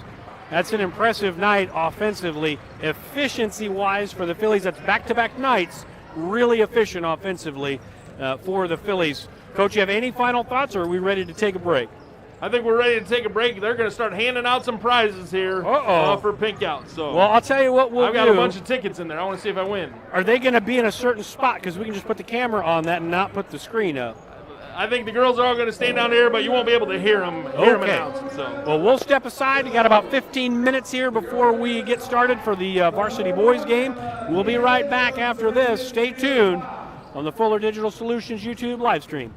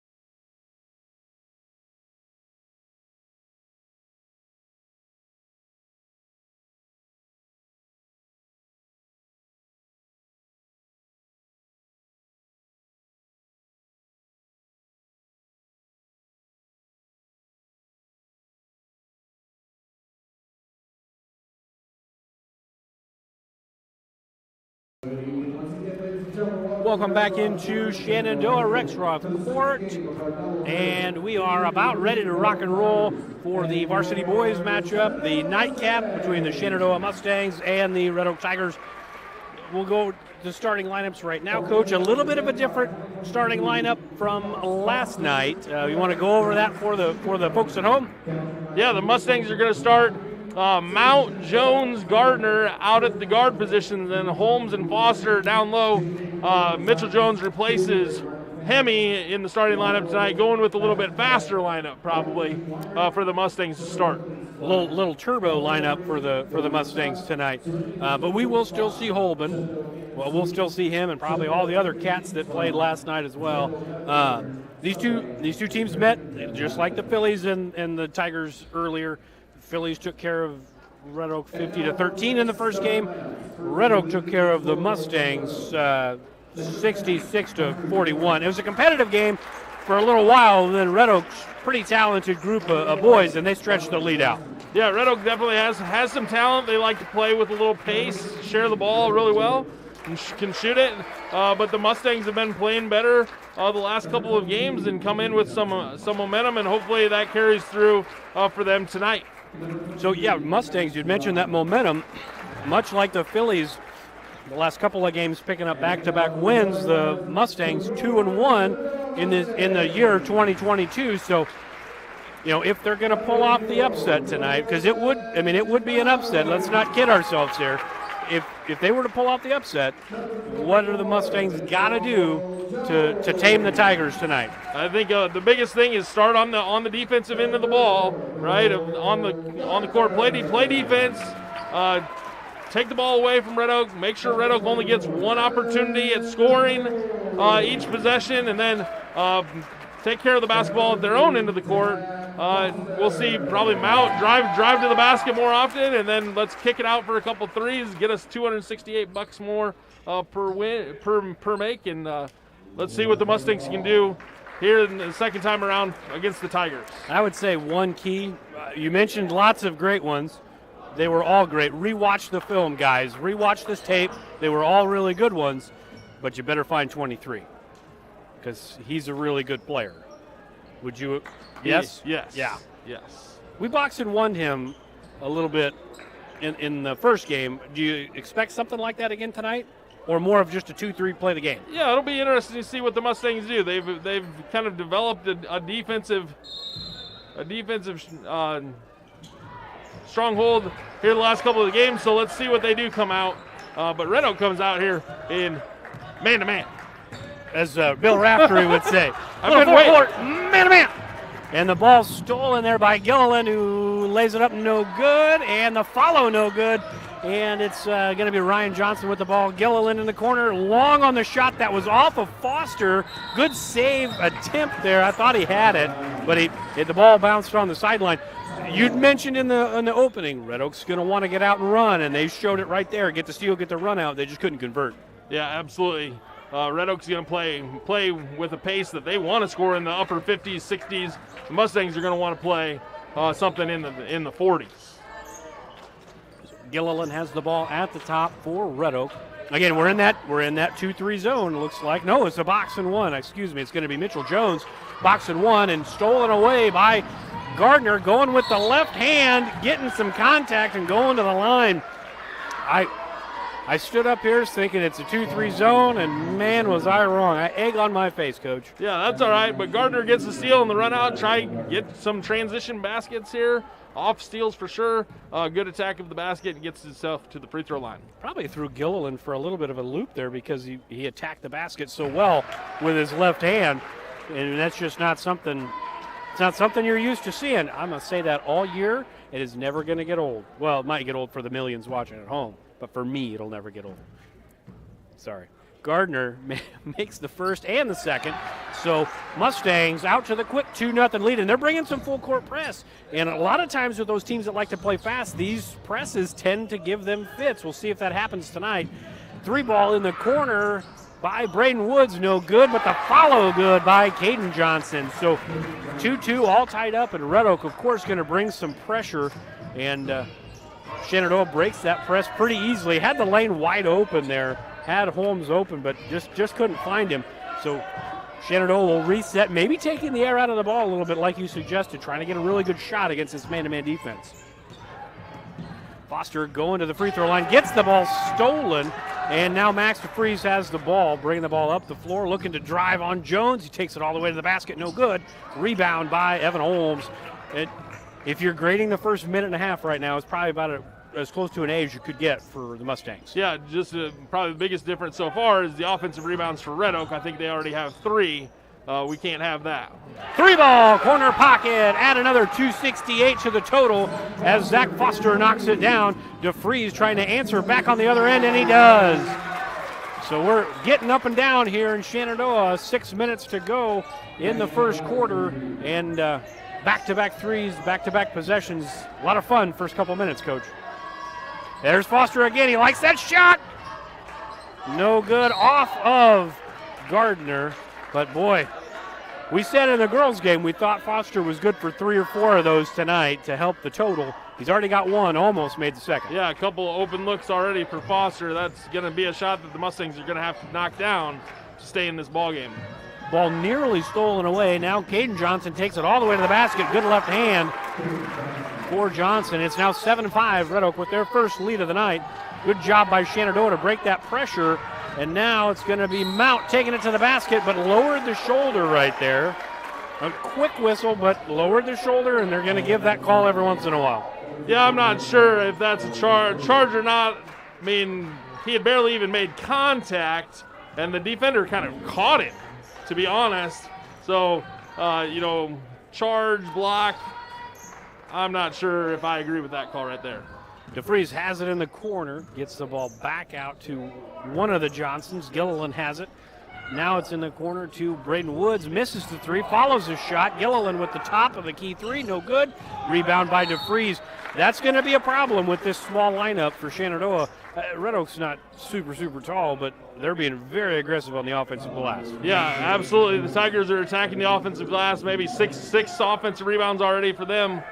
Something that the Mustangs are going to have to shore up here to keep Red Oak from maybe running away with this thing. Gilliland for 3 again, off again. Rebound by Woods. Woods gets the ball back out to, that was Johnson with the 3. Gilliland to Woods. Woods no good. Another rebound offensively. And that's going to go. That's going to go. It's just a really good job, just relentless on the glass is Red Oak right now, and it's hard sometimes in a zone to find a guy and check him out, but Shenandoah has really got to be conscious of that right now. Yeah, Coach Soderberg and Coach Wright over there talking about maybe making a defensive switch of some type. I would guess that's what this timeout is going to be about. So we do have a timeout on the floor. We'll take it with them. Red Oak early, doubling up on your Mustangs 10-5.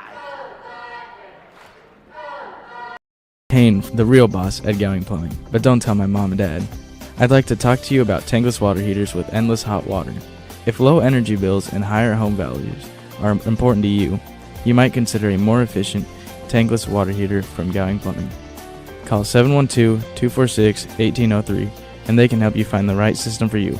Plus, Gowing Plumbing is the only one to call for issues with boiler heat. 24-hour on-call service from Gowing Plumbing. Tell them the boss sent you. Welcome back into Shenandoah, Rexroth Court, 10-5, Red Oak with the early advantage. 4 minutes and 45 seconds to go. Red Oak coming out in a 1-3-1 right now, and we'll see if the Mustangs can attack it with Foster in one of those corners or Jones. They can both shoot. It'd be nice to get it in there, and there's Foster for 3 in the corner, in and out, but the good offensive rebound by the man beast, Clayton Holben. He goes up on the follow, and he's going to the line for 2. This time, the Mustangs after the offensive glass. Yeah, get their first offensive rebound and then attack the basket and get yourself to the free throw line to get back in this thing.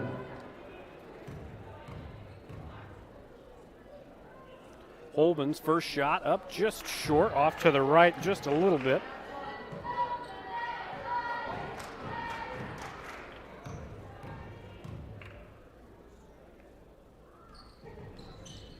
Second shot drops. First points of the night for Clayton Holben.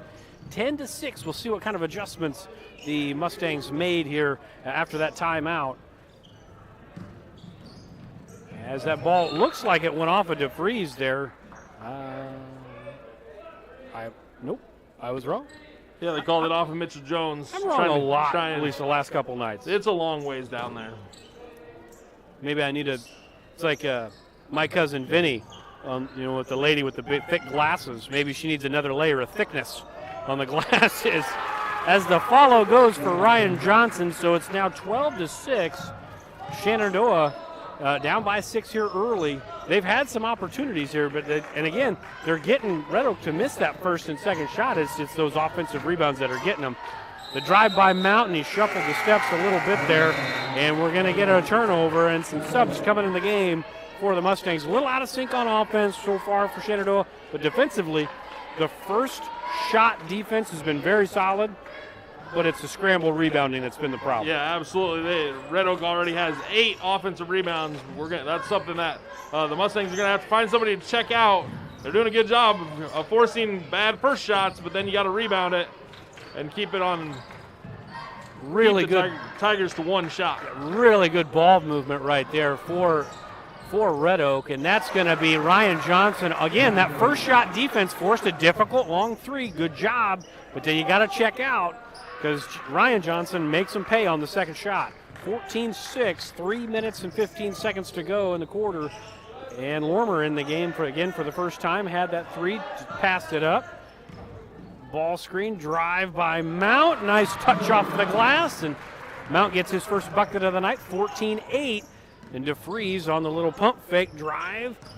And now Caden Johnson gets the ball out to Gilliland. Johnson to DeFries. DeFries, a little side step. Good ball movement again. And now Braden Woods has it. Skip pass to Caden Johnson. Short on the 3, but again, offensive rebound. And when you're the guy guarding the box and one guy, you got to check your guy out right there. So 17-8, 9-point advantage for Red Oak. Probably not the perfect start for Red Oak, but they're going to take a 9-point lead with 2 minutes to go in the quarter. Good drive, and I don't know how you call a jump there because the ball was in limbo there, but they do call a jump, so it'll end up being a de facto turnover, and we're going to have Zach Foster sitting down for the first time tonight and bring in Dalton Athan. One near double-double last night for the other near double-double last night. It's going to bring in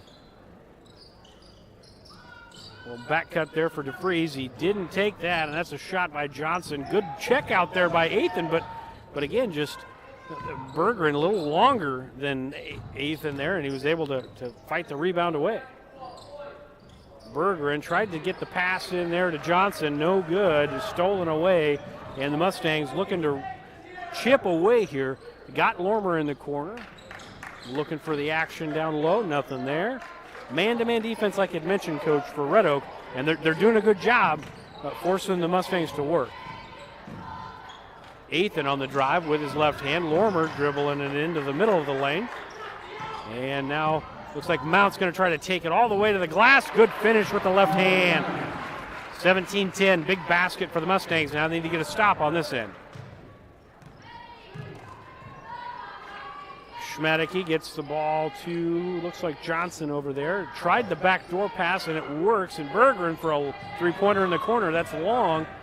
Nolan Mount picks up the rebound. We're at a minute to go in the first quarter. Ball screen, Mount. Nothing there. They cleared out one side for him, but it didn't take advantage of that. Now Lormer has the ball. Ball screen for Lormer. He's going to take it in and out, all but down right there. This is a good drive by Lormer, and now DeFries looking to run. Step back 3, that's long, and might have had some contact there as DeFries hit the deck, but fortunate for the Mustangs there. Coach, your thoughts? Yeah, I'm just watching. Holman had the 3 at the top, but he's going to drive the lane, no good. And Red Oak running again. And Schmadicke off the side of the backboard, rebound by Dalton Athan. The freshman sticking his nose in there. 20 seconds to go in an up and down first quarter right now. Definitely the pace of the Tigers. And looks like Shenandoah trying to slow it down here for the last shot. We're at 10 seconds. The horn set gets it to Holmes in the corner to Lorimer. 5 seconds on the clock. Lorimer, step back three off the side of the rim. That's going to end the first quarter. All things considered, I don't know if anybody can be really mad about where they're sitting based upon how the game flowed. 17-10, Shenandoah down by 7. We'll be right back after these messages from our local sponsors.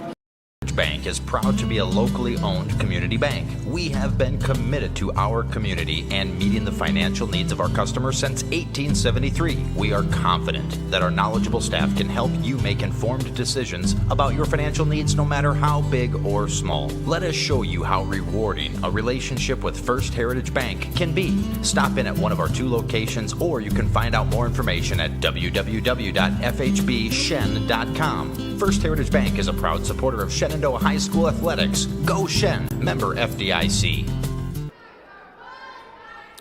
Welcome back into Shenandoah Rexroth Court. Coach, what jumps out at you after the quarter number 1? Probably the biggest thing is the offensive rebounding by the Tigers. They already have 10 offensive rebounds to just 4 defensive rebounds for us. So you got to keep the Tigers off the glass. Otherwise, their second and third opportunities, they're going to find a way to get the ball in the hoop. For the Mustangs on the offensive end, continue to be patient. They've done a good job and continue to work till you get to an open look, run some clock off and fight your way back into this thing. Yeah, the crazy thing in that first quarter, their first shot defense was pretty good. But yeah, just the 10 offensive rebounds, that's just going to kill you. Against a good team like Red Oak, and they are a good team, you got to clean up that. As Holmes on the drive lost the ball, picked up by Woods. Schmidtke has the ball now over to Gilliland in the corner. Woods has it back on the wing. Kick back out to Gilliland. 3-ball corner pocket. Just short again. Another offensive rebound by Johnson. He'll shoot a corner 3. In and out. Gilliland gets it to Woods. Gardner, good fight. And it's going to be eventually corralled by Nolan Mount, who's looking to push. And he's got Jones in the corner. 3-ball. No good, but an offensive board for Mount and a foul on Caden Johnson. This, again, that breakneck pace is very much in favor of the Tigers, but I don't know if Shenandoah has a slow down mode. Like, they want to go too, maybe not as solid as Red Oak is in that speed up game, but they do want to play fast from the looks of it. Yeah, absolutely. They can play fast in transition, right? From a steal into fast break points. That's not a problem.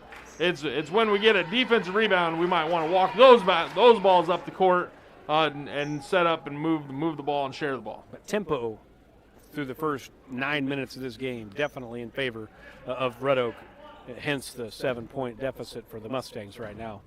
That and the offensive rebounding. As Mountain missed the first, hopefully he can split the pair here. Second shot up and good. So we're down by just two possessions here, down by 6. Get a stop, get a score. We talk about that a lot. Got to come back on the defensive end, and we're straight up man-to-man right now, are the Mustangs. As Woods gets the ball back to Gilliland, a good point guard for the Tigers, kind of a floor general, getting everybody set up. DeFries taking Jones to the basket. He probably had a layup, but decided to pass that up and pass it out to the wing, but a foul called. It's going to be on Holmes on the help, but you're going to have to help out on DeFries no matter who's guarding him. Yeah, absolutely. He got a step on Jones coming off the corner there and was able to make his way all the way to the basket.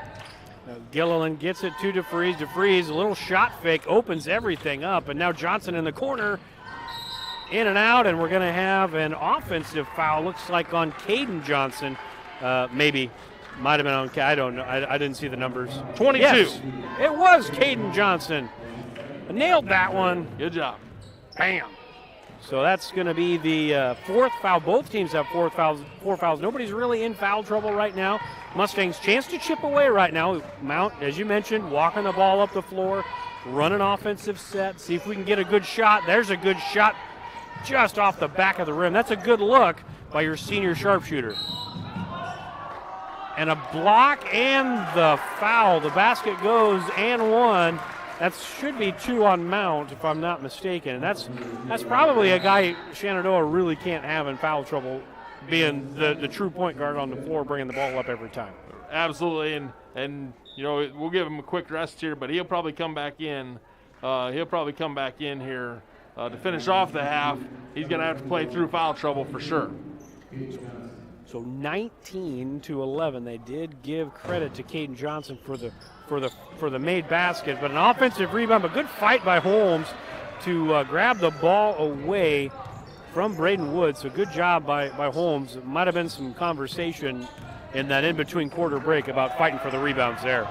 Ball stolen away. Woods has it. Gets the ball to the top to Gilliland. Gilliland gets between the circles. Gets the ball over to Johnson. Good action off the ball. Gilliland wide open. Two guys went with DeVries, and Gilliland knocks down the three. That's good action away from the ball there by Red Oak. Yeah, really good set there by Red Oak, able to move the ball around until you got to the open three.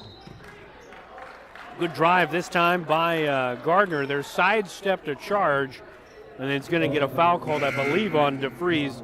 And wouldn't be the worst guy in the world to get in foul trouble. He's going to, well, no, he won't sit down. Johnson will sit down. But a good drive, again, by Gardner, who's doing that a little bit more as the season's gone on. Absolutely. We talked about that last night, where Gardner has the size. He's able to get to the basket and get some shots up and maybe get himself to the free throw line. 22-11. Foster with the ball at the top, driving to his left, looking for help. Gets it from Lormer. Lormer, little dribble handoff to Gardner. Gardner, kick out to Jones. Jones to Foster. Three from Foster is just short. Fight for the rebound, won by Woods. Gilliland looking to push, gets it to DeVries. That's just a really great pass. DeVries couldn't finish. I don't even know if Gilliland even looked.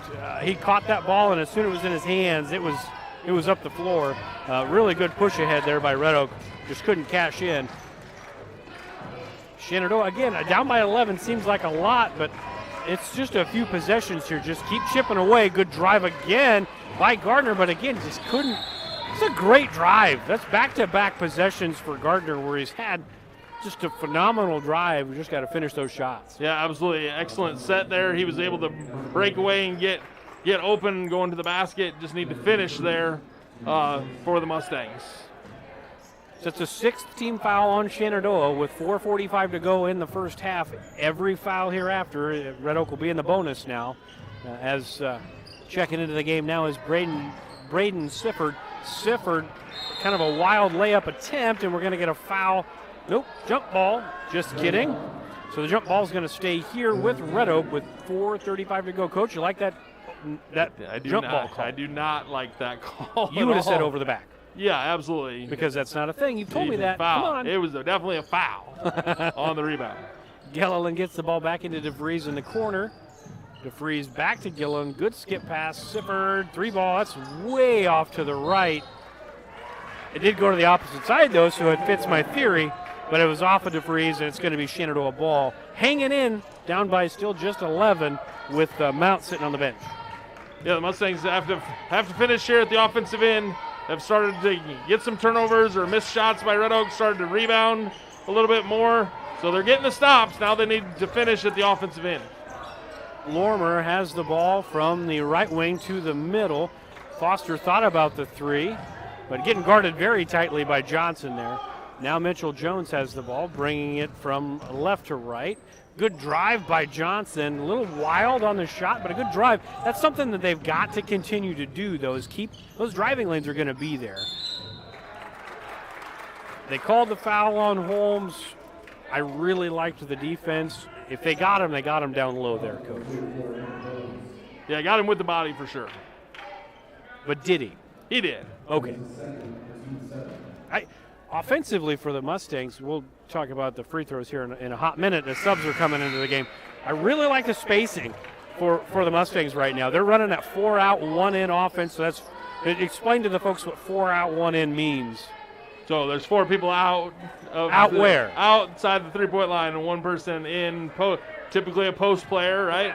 And what's the advantages to doing something like that? The advantage is that you open up driving lanes, which is what the Mustangs want to do, is be able to drive to the basket. So your post player actually, instead of posting up on the power side, actually posts up on the weak side to be available for the dish on the drive.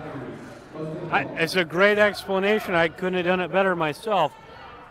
So now, after the turnover by Gilliland, shuffling the puppies, another offensive rebound, though. Is again still something we got to clean up. Aiden Bruce had an offensive rebound down there where we missed that. But again, the driving lanes are there. The driving kicks are there, and a wide open lane to the basket.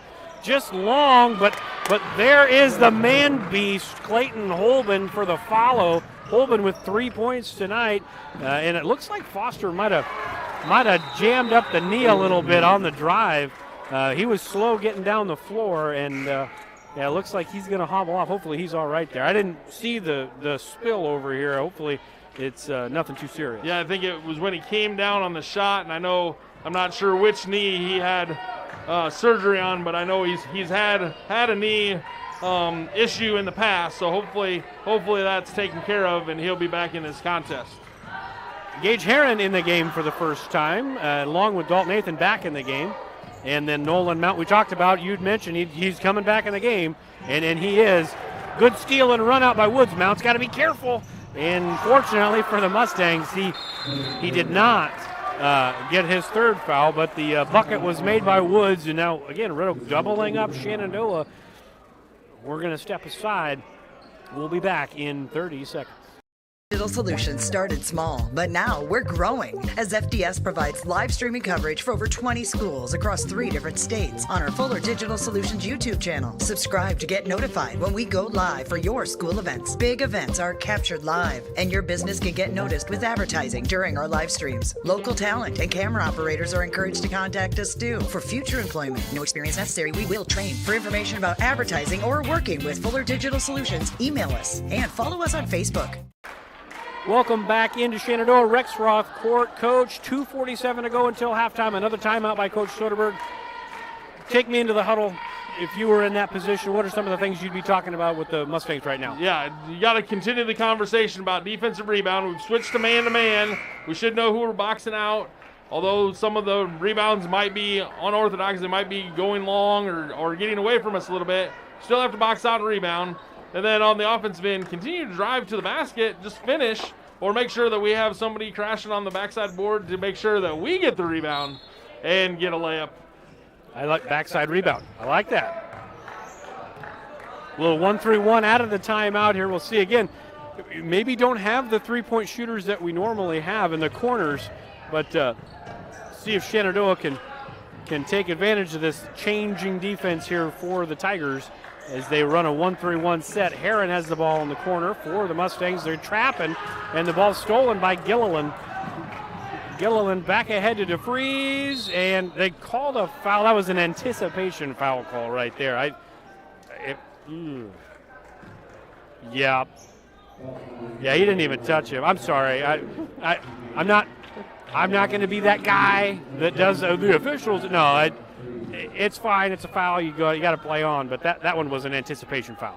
Yeah, he thought it was going to come. If you were going to call a foul on anybody there, it would have been Ethan because he actually did touch him after he shot it, I suppose. But so is that kind of one of those freshman things here where as maybe you get a little older, you know your buddy's in foul trouble, yeah, raise your hand, right? Yeah. Raise your hand like, hey, that was on me.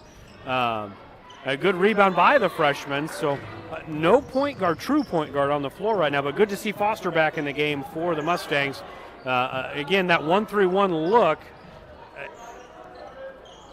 Ethan has the ball looking to drive, gets it to Holben in the corner. That trap again right there by the Tigers. They're kind of inviting that ball into the corner as they're trying to set up that trap, and Foster wisely gets the ball out of the corner right there. If you're going to get into the corner right now, it looks like it's got to be going up quicker. Decision's got to be made quick because this trap has been pretty lethal right now in the last couple possessions. Gardner has it on the wing. Foster's got it. Be patient. Stay patient. Stay patient. Nice little drive, but blocked, and then a foul call. So we're going to get a makeup call from one end of the floor to the other. This time the foul's called on Aiden Bruce. So now both teams will be in the bonus for the last minute 31. I wasn't a fan of that call, but I mean, we're even now, but it hurts us a little bit more with Mount picking up 3 fouls. Good drive by Jones right there. Yeah, Jones, good job taking the ball to the basket. Again, if you can break that pressure that's coming at you from the trapping that they're trying to get in the corner. If you can step through that trap, you're gonna end up with advantage on the offensive, getting a shot and getting an offensive rebound. We almost, the man beast almost made that a 3-point possession right there. 26-14. Athan and Holben are getting after it on the glass right now. That's just something that was needed, in that first quarter especially. Gilliland, long three, and that touches nothing but the bottom of the net. Got to guard that kid. I don't know if he's DeFreeze yet, but he's pretty good number 2. Yeah, absolutely. They do have a couple good shooters on this Tiger offense. And Foster bringing the ball from right to left, about 7 screens there, and Foster knocks it down. That was like kind of the student body right on the toss sweep in football. That was like everybody's screening for Foster right there. Dribble handoff and then came off 3 screens. Oh, man, that was great. But good action and a good shot. Gilliland again, a little heat check. No, a little pocket pass to Bruce. That's a pretty pass. This Gilliland kid, I saw him play in the first game, and he was good then. He's very controlled. He doesn't go out of control too often. It's hard quality to find a lot of times in high school ball players. Yeah, absolutely. He kind of ran a little pick and roll right there and was able to split the defenders and bounce past it to the open guy, lead to a free throw opportunity. And there wasn't a lot of space there. That little pocket pass, that was pretty, the little bounce pass. And Bruce knocked the first one down, second one long. A good fight for the rebound, and Foster comes down with it much better at the end of this second half, rebounding for the Mustangs. But 25 seconds and counting. You'd like to maybe hold for the last shot, but you'll take a good wide open one. We definitely don't want that, as Schmedeke got the steal, and then DeFreeze on the other end with the finish. 32-16, 10 seconds to go. See if the Mustangs can get a late bucket. And it's going to be Foster. He'll take it. That's a long three off the left side, and that's going to be halftime. 32-16, a really good first half for the Red Oak Tigers. We're going to step aside, pay a couple bills, hear a word from our local sponsors, and we'll be right back with some first half analysis on our Fuller Digital Solutions YouTube live stream. Inch of your body puts pressure on one place, your feet. So give your feet everything they could ask for by walking in to Brown Shoe Fit Shenandoah. Shoes for every occasion, boots for any situation, and above all, the right fit for you. After all, Brown Shoe Fit has been fitting feet for over 100 years. The only downside, so many shoes to choose from and only 2 feet. Great service, great selection, a great fit every time at Brown Shoe Fit, downtown Shenandoah.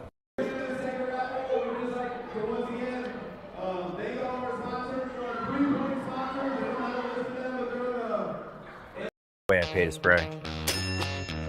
What did you say? Pay to spray. Custom application? Oh, input costs can get pretty high. I want to buy my own sprayer with automatic boom shutoff and really big booms. Gotta love some big booms. The ag economy's down, but I'm bullish and my numbers are good. So what do you think? Let's make it happen. The ride to your dreams is easier with the right partner. Bank Iowa. Let's make it happen. Welcome back into Shenandoah Rexroth Court. We got about 9 minutes here until we start the second half. Coach, halftime analysis, kind of your thoughts on that first half for the Mustangs, tough first half for the Mustangs. Yeah, probably the biggest thing is that they dug themselves a little bit of a hole early because they gave up so many offensive rebounds to Red Oak. But then it's just a matter of knocking down some shots. At the offensive end, we've done a really good job of driving to the basket and getting some good looks at the basket. We've missed some threes as well. Got some open looks.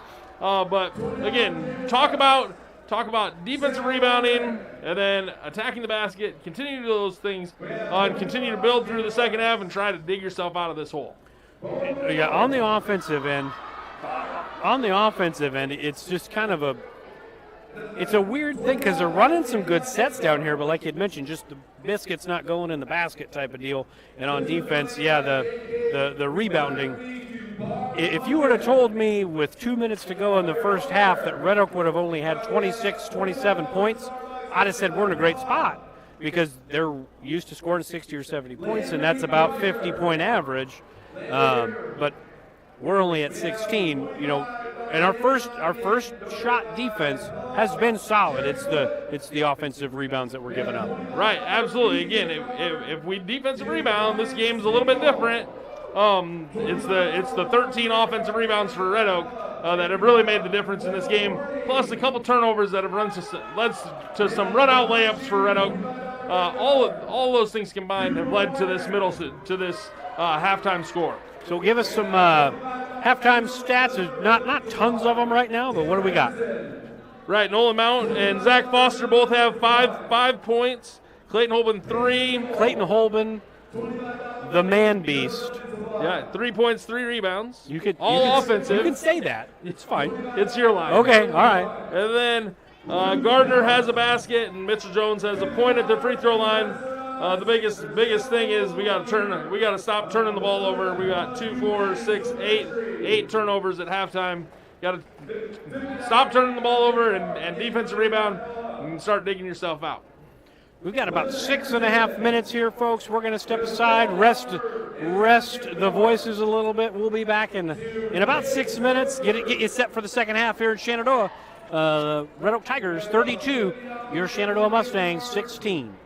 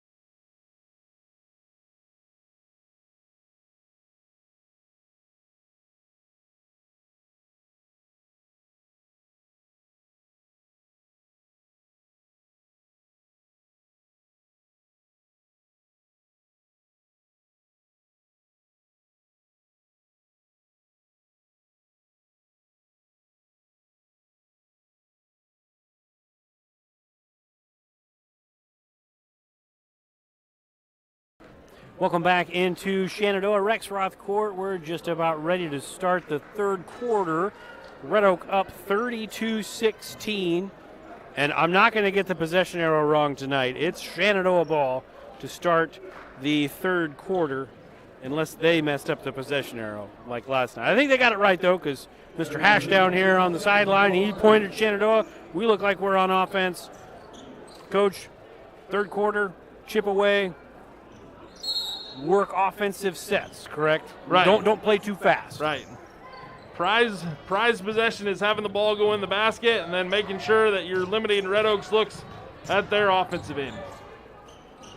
Jones has it in the corner. Good drive, just like you talked about. But that finish just not there. But great drive, and there are lanes to be making drives like that tonight for the Mustangs. Just got to finish.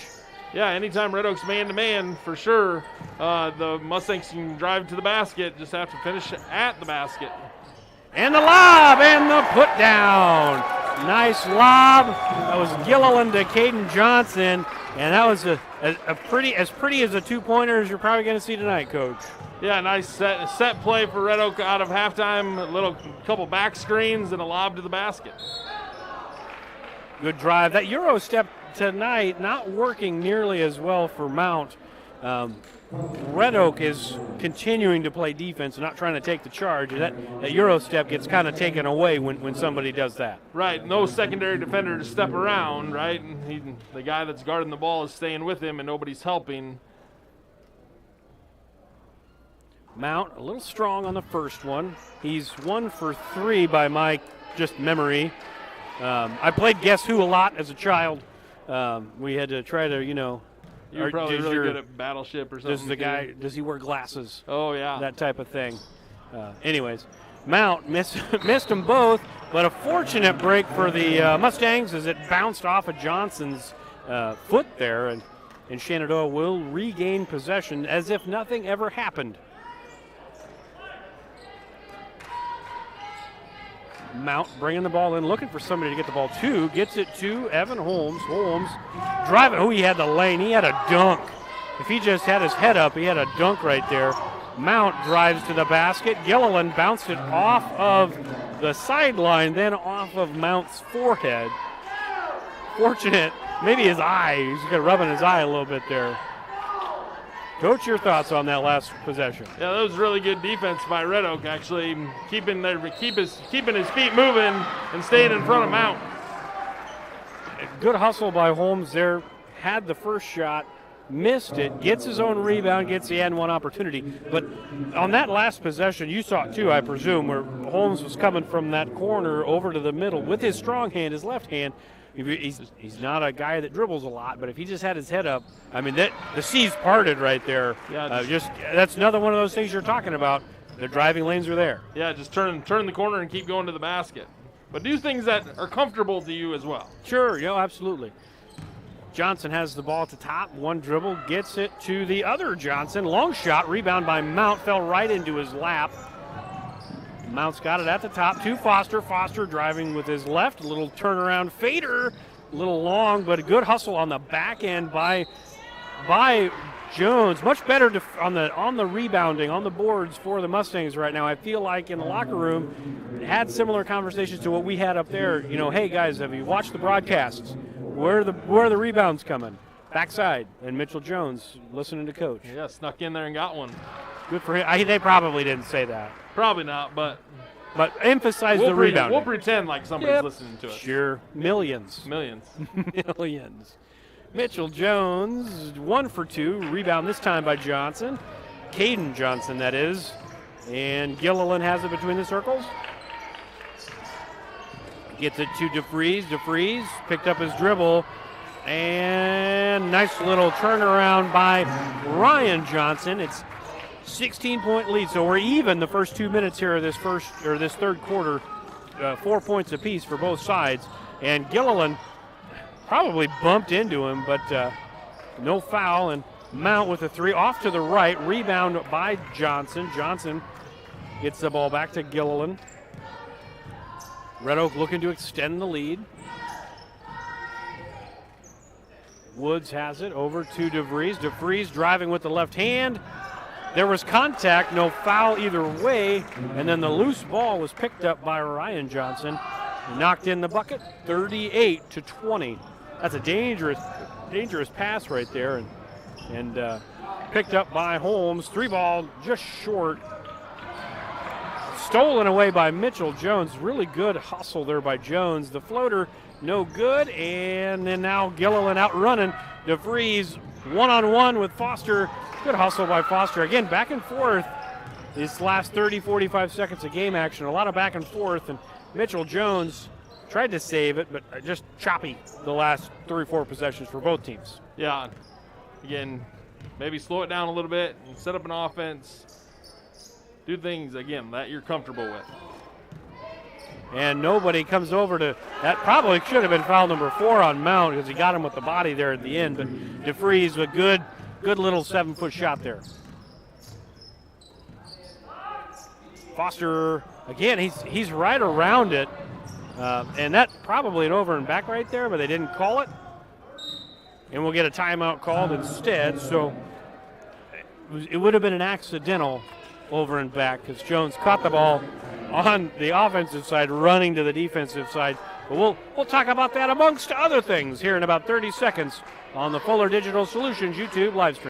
Very moment, a board-certified orthopedic surgeon is on his way to a newly remodeled surgical suite where he'll scrub up and dress into infection-free equipment and begin a surgery to give his patient a replacement knee. With the help of a knowledgeable staff and the latest technology, he'll give this man hope for a normal life again without walking in pain. These are the things that happen here every day. The new surgical center at Shenandoah Medical Center. Your health is our mission.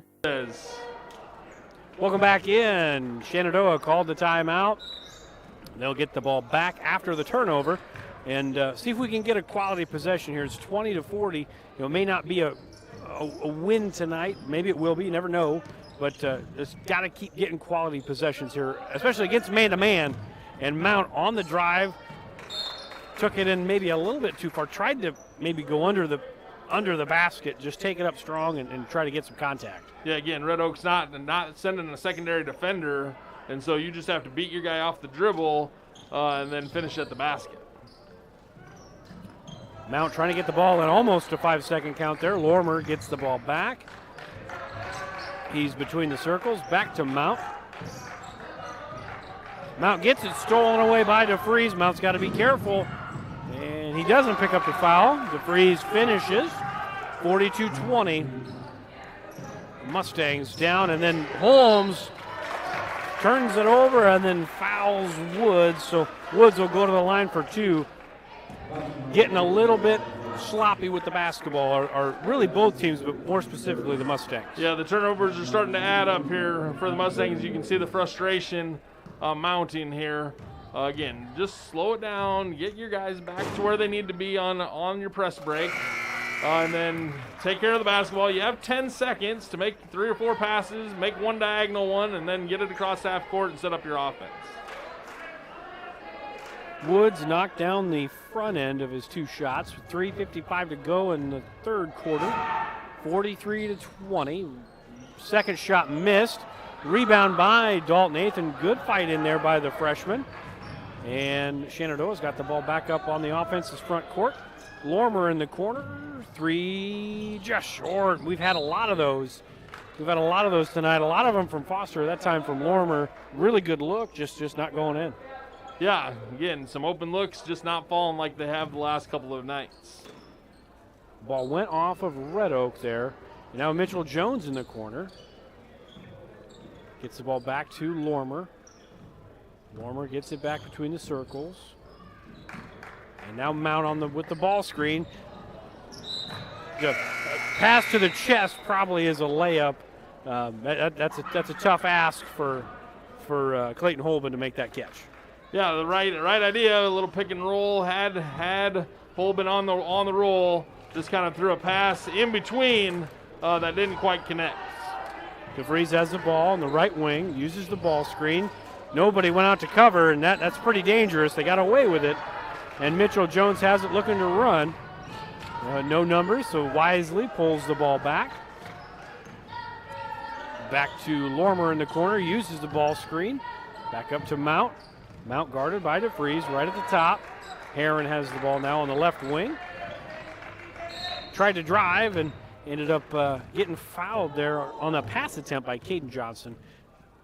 I like seeing Heron trying to put the ball on the floor a little bit here. He's kind of been a spot shooter as this season has gone on, but maybe expanding his game a little bit. Right. And again, same thing as everybody else. Just go ahead and turn the corner and go to the basket hard. You know, the threes aren't falling tonight, so let's try to get to the basket and get either an easy look at the basket or get to the free throw line.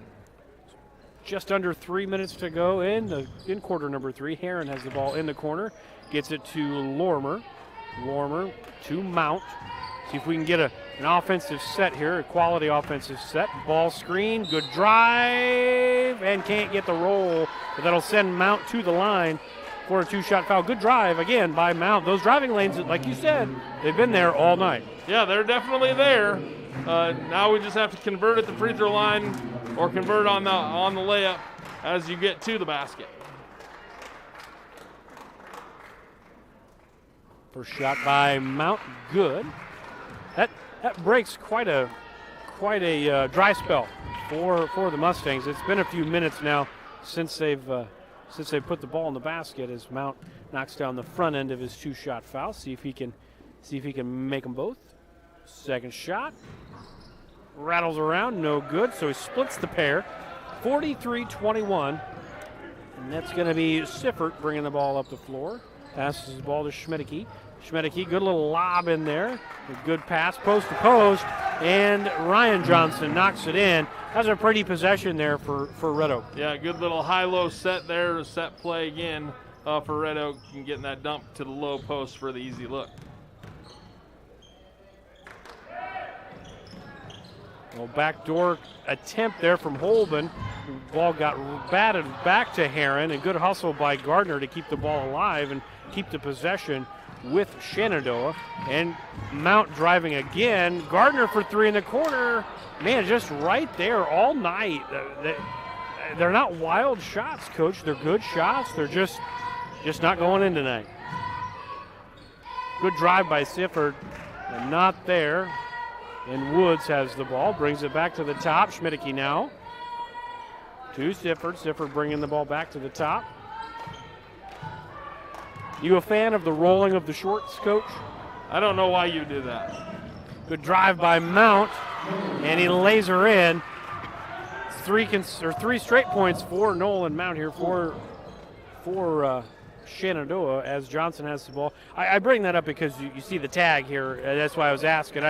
I've never understood that either, but that's a thing. Yeah, when I was in high school, everybody wanted longer shorts, and now they all want shorter shorts. Everything's going back, right? Like when bell bottoms came back in and they were cool. Yeah. They weren't cool when I was a kid. I don't think they're cool now, but people like stuff like that. Yeah. Remember those Jeanco jeans? Those really, really large bottomed Jeanco jeans? They were just abnormally large. Yeah. Remember those? I don't know. I wore shorts and sweatpants my whole life. Yeah, no, I agree. I was the same way, but those were massive. Anyways, I'm not a fan of the rolling of the shorts. Long story short. It used to be a rule that you couldn't. Yep.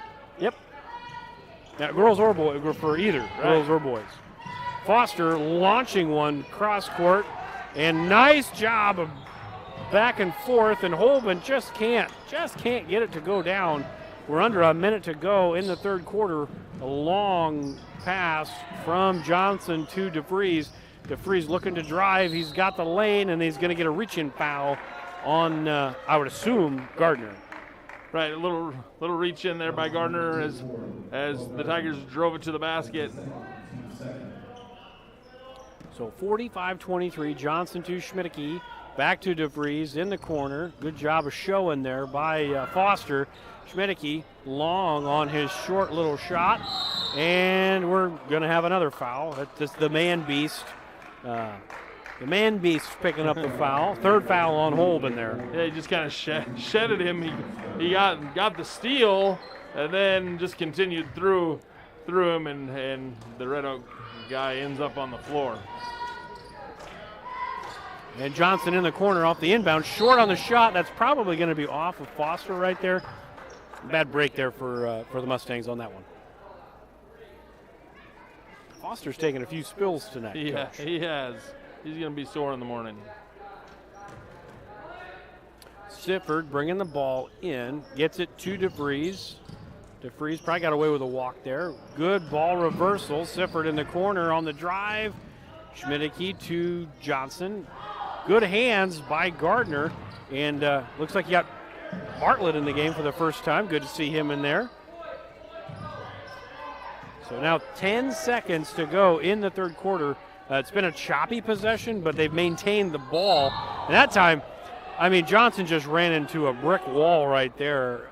They're going to call that on Holben, but my assumption is that's just the shock of what they saw instead of the actual foul. Yeah, Holben didn't even move. Yep.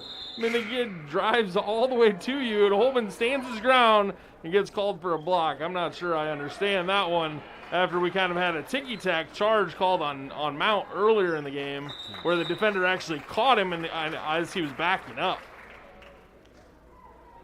Now hopefully Johnson's okay. I remember last time we played Red Oak, we had that scare at the end of the game. We don't want to see anybody on either side go down, and especially head injuries. Those are something you don't want to see. And as we wind down the third quarter, DeVries misses the shot, and that's going to do it for quarter number 3. Not a lot of scoring for either side that time. 45-23 at the end of the third quarter. We'll step aside, pay some bills. We'll be right back right after this. United Group Insurance is a team of people you know and people you trust. We offer home, auto, farm, crop, life, health, and commercial insurance from our convenient offices in Atlantic, Griswold, Red Oak, and Shenandoah. Our team of agents work together to make sure our customers find an insurance policy they feel great about. We offer a variety of insurance carriers so you can choose what works for your coverage needs. Learn more at United Group INS.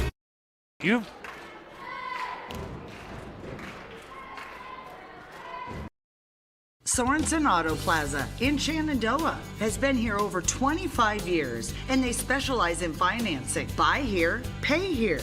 At Sorensen Auto Plaza, they finance all credit types. Bad credit, no problem. Visit SorensenAutoplaza.com to apply for financing, and stop by and visit us on Sheridan Avenue. Sorensen Auto Plaza, proud to support this Shenandoah live stream. Welcome back into Shenandoah, Rexroth Court. Just about ready to start the fourth quarter. Red Oak with the ball. Gilliland bring the ball up the floor between the circles, guarded by Dalton Athan. Double screen at the top, and nobody there for DeVries. That's a good set play. Just missed the shot. Good battle for the board, won by Woods. And Gilliland for 3 on the wing, and knocks it in. Those second chance points, I don't know how many they've had tonight, but I would imagine it's probably pretty close to half their points. Yeah, it's a lot. And Dalton Athan seems to have one gear right now, and I can appreciate about that kid. He's got one gear. He's going to play hard all the time. As he grows into this game, he's going to find that pace, right? But, I mean, he's going to put his head down and he's going to go. Yeah, absolutely. And again, we're working on guys who want to drive to the basket, and that's what he's doing. Athan knocks down his first bucket of the night, or his first point of the night, rather. Is that correct? That is correct. First one. Had 6 last night or 7? That's working your memory. 6. I didn't have to work your memory. The sheet's sitting right there. It's still sitting there. Nice little behind the back there by Gilliland. DeVries shooting the 3, just long. Offensive rebound, no. Good hustle by Jones. And DeVries loses his footing a little bit, and then Jones tried for the steal. Pretty good job defensively by the Mustangs, as they did a good job of help defense there and helping the helper, as they end up forcing a bad shot and getting the rebound. And Mustangs just kind of trying to chip away, keep this thing, make it a game. Got Jones open in the corner, didn't see him, gets it to Athan. Athan back to Mount. He's got the ball in the left corner. Tried to bounce pass in. Woods stole the ball. Gets it to Sifford. And then a ticky-tack foul 75 feet away from the basket by Mitchell Jones. That'll be the fifth team foul for Shenandoah with 6:34 to go in the ball game.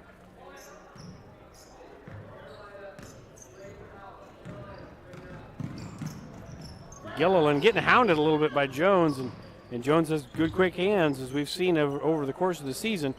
Gilliland shoots the three, rebound by Johnson, and back to Gilliland between the circles. Johnson back to Gilliland, and now DeFries has the ball, guarded by Nolan Mount. Backdoor cut, just a little too long. Johnson to Gilliland, it's a turnover. And Mustangs will have the ball back. Pretty good defensive possession there for the Mustangs coach.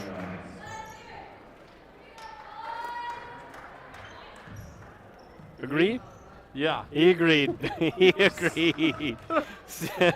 6 minutes to go in the ball game. And Shenandoah down 48-24. And Mount taking it to the basket. Left hand, good finish by the sophomore. Nice little dribble handoff. They run that set quite a bit. That was a pretty good play there for the Mustangs. Johnson has the ball at the top. Misses the three, in and out off of Foster, and that's going to stay here. Kind of that hand down, man down rule there. Johnson saw that Foster's hands were at his side, so he's going to let it fly, and we almost paid for it. Yeah, absolutely. Johnson skipped over to Woods in the corner, back to DeFries. He's going to let it fly, and just long. He's been off tonight with his shot. DeFries just has 8 points. And again, you hold that kid to 8 points, you got to feel pretty good about your chances, but they've had a lot of guys step up. Foster going into the lane, kind of wild shot, but we'll take it. Goes down. Foster now with 7 points, and it's all of a sudden 20-point ball game, 48-28. And DeVries walks with it. So a couple, 2-3 consecutive stops for the Mustangs, and they're getting some points on the other end. It may not end up in a victory, but chipping away, getting some confidence built, because they may have to see these guys again come tournament time. Yeah, absolutely. So, again, just want to continue to build on some of the positive things that have happened the last couple of nights in their wins and start building here as we finish up this game here against Red Oak. And a little disjointed offensively, so Coach Soderberg's going to call a timeout, and we'll take one with him. We'll be right back in 30 seconds. Pella Corporation in Shenandoah is growing. Pella is a family-owned company and has a strong heritage that started in 1925. Pella offers a strong benefit package, competitive wages, quarterly bonuses, profit sharing, and more. Pella has a decreased overtime schedule. You'll never work on Sundays, and you will have at least 2 Saturdays off each month to spend more time with your family. Go to careers.pella.com to see what jobs are available and apply today. Experience is not necessary, as Pella will provide training. Pella is an equal opportunity employer. Welcome back into Shenandoah Rexroth Court. Coach, 4:42 to go in the ball game, down by 20. Young team. I mean, you have a few seniors on the team that contribute quite a bit, but a lot of cats coming back next year. What are some things we need to try to work on here for the Mustangs? Well, tonight it's just been unlucky. We've missed how many threes that have kind of been in and out and just a little off. We've taken the ball hard to the basket, and again, just a little off, missed a couple easy bunnies, right? And so I think you just continue to build on the fact that we want to play strong defense and then attack the basket when people are playing man and knock down some threes, and things will go just fine for the Mustangs going forward. That's and he knew it right when he did it, a double dribble there, and kind of an unforced turnover there, a little uncharacteristic of the senior. Yeah, just kind of got lost in what he was doing there. We'll forgive him. He's got a sweet stash. We'll forgive him. Bruce in the ball game now with the ball at the top. And DeVries with a shot again. Again, just off. A rebound by Johnson to Gilliland. A little jab step. Back to Johnson in the corner. Woods has it now at the top. The one thing Red Oak does really well that just it's super impressed. They're going to be in a lot of games against a lot of good teams. Is they move the ball very quickly, and player movement is not a problem. Yeah, they do a really it's a lot of fun to watch. Yeah, a really good job of spacing the court and keeping players moving while not taking up each other's space. A good hustle by Holmes on the offensive glass. Gets the rebound to miss the follow attempt, but he'll go to the line to shoot a pair with 3:43 to go in the ball game. 50-28 the score. Holmes just along on the front end of his two-shot foul. Holben checking back in, as is Heron, and looks like Lormer is set to check in, but looks like he's coming in for the shooter here. So if we get a make, we'll get a sub. We get a make, and we get a sub. So Holmes splits the pair, 50-29. With 3:40 and counting as Gilliland brings the ball up the floor. Gets it to Bruce at the top. Holben giving him a lot of room out there. DeVries asking for a ball screen, gets the ball screen, shoots the three just off, and that's going to be a rebound and a run out. Mount going to the basket hard and a finish. Took it right at DeVries, and Mount's had a good night offensively. I don't know the point total off the top of my head, but he's had a good night. He's got 12 on the night. And looks like the pass to Bruce is going to go off of his foot and rebound or collected there by Holben. So a little steal there for Holben as we hit 3 minutes to go in regulation. And Mount has the ball on the right wing. Looks like he's going to take a screen from Holben. Guarded by Bruce, takes it to the basket. Met at the top by Bruce. Not a lot of contact there. Again, a homer announcer. Not a lot of contact there, but we'll take the foul call. They actually called him for a hold. So if you can go back and watch the review and find where the hold happened, again, I saw it. It's kind of like what you were talking about earlier about the anticipating the foul. Yep. Right. He called. His whistle was actually as they were going up. It wasn't even at the peak of the play. Yep. It was while he was going up. Mount knocks the first one in. It looks like George Martin is going to come in for Bo Gardner. Gardner's day may be done. Kind of looks that way. Martin coming in. And, and again, I don't usually get after officials. They have a tough job to do. I'll leave that to other people. But, the one thing that does drive me a little nuts is the anticipation of the call. You know, you're assuming something's going to happen, then it doesn't. And especially in a tight game, which it's not tonight, but a tight game that could cause some issues. Some heated moments, like having to run off the floor to avoid getting, lettuce thrown at you. Cabbage, as they did back in medieval times. Did they bring that to the game? I don't know. People carry cabbage with them? I don't know. I don't carry cabbage with me. Everywhere I go. I'm just kidding. Gilliland in the corner. Misses the shot.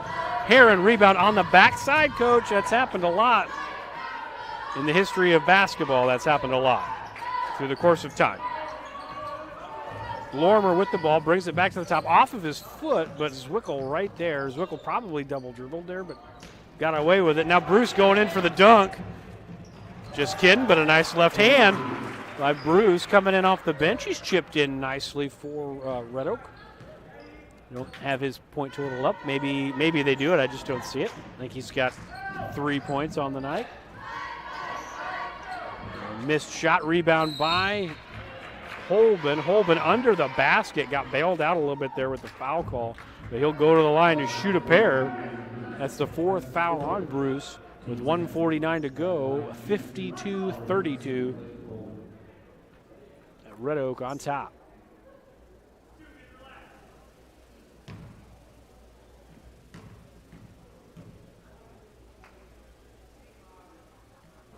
Holben in and out, misses the front end of the two-shot foul. Schmedeke comes back into the game, probably signaling the end of the day for Gilliland, who had a really good game. I think he led the team there with 14 points. A really, really good game for him. Yeah, solid outing for him, for sure.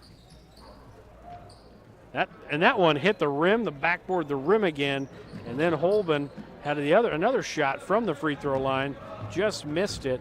And Schmidtke bringing the ball up the floor. Little 8-foot shot by Cyrus Menson, no good, but he gets his second attempt and knocks it down. So Menson knocks down his first points of the night with 1:25 and counting to go in the ball game. Red Oak gonna take this one, but pretty competitive.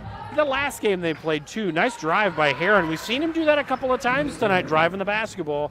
That evolution of a basketball player right there. Comfortable shooting. Now he's getting a little more comfortable driving.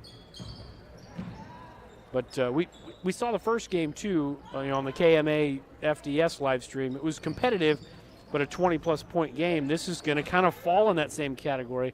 It's pretty competitive. I mean, it's been pretty competitive back and forth. It doesn't feel like a blowout. Right, Coach? Right. It does not feel like a blowout, but it's just a matter of knocking down some shots. The Mustangs have had shots fall for them the last couple of nights, and tonight the ball is just not going in the hoop, which makes it hard to keep up. But to be honest, if you can keep Red Oak to 54 points, knock down a couple threes here and there that we've had open looks at, probably changes this game's. It might not change the win or loss, but it definitely changes the complexity of the context. Yeah, I don't know if you could have asked for, as Kling makes one of two free throws, rebound, fought for and won by Zwickel, who gets it back. He'll shoot a transition three just off. I don't think you could ask for, if you're Shenandoah, a better defensive effort against a DeVries with just 8 points, and a lot of that was just missed shots. But, I mean, they had something to do with that, and he's a really good player, one of the best in the conference.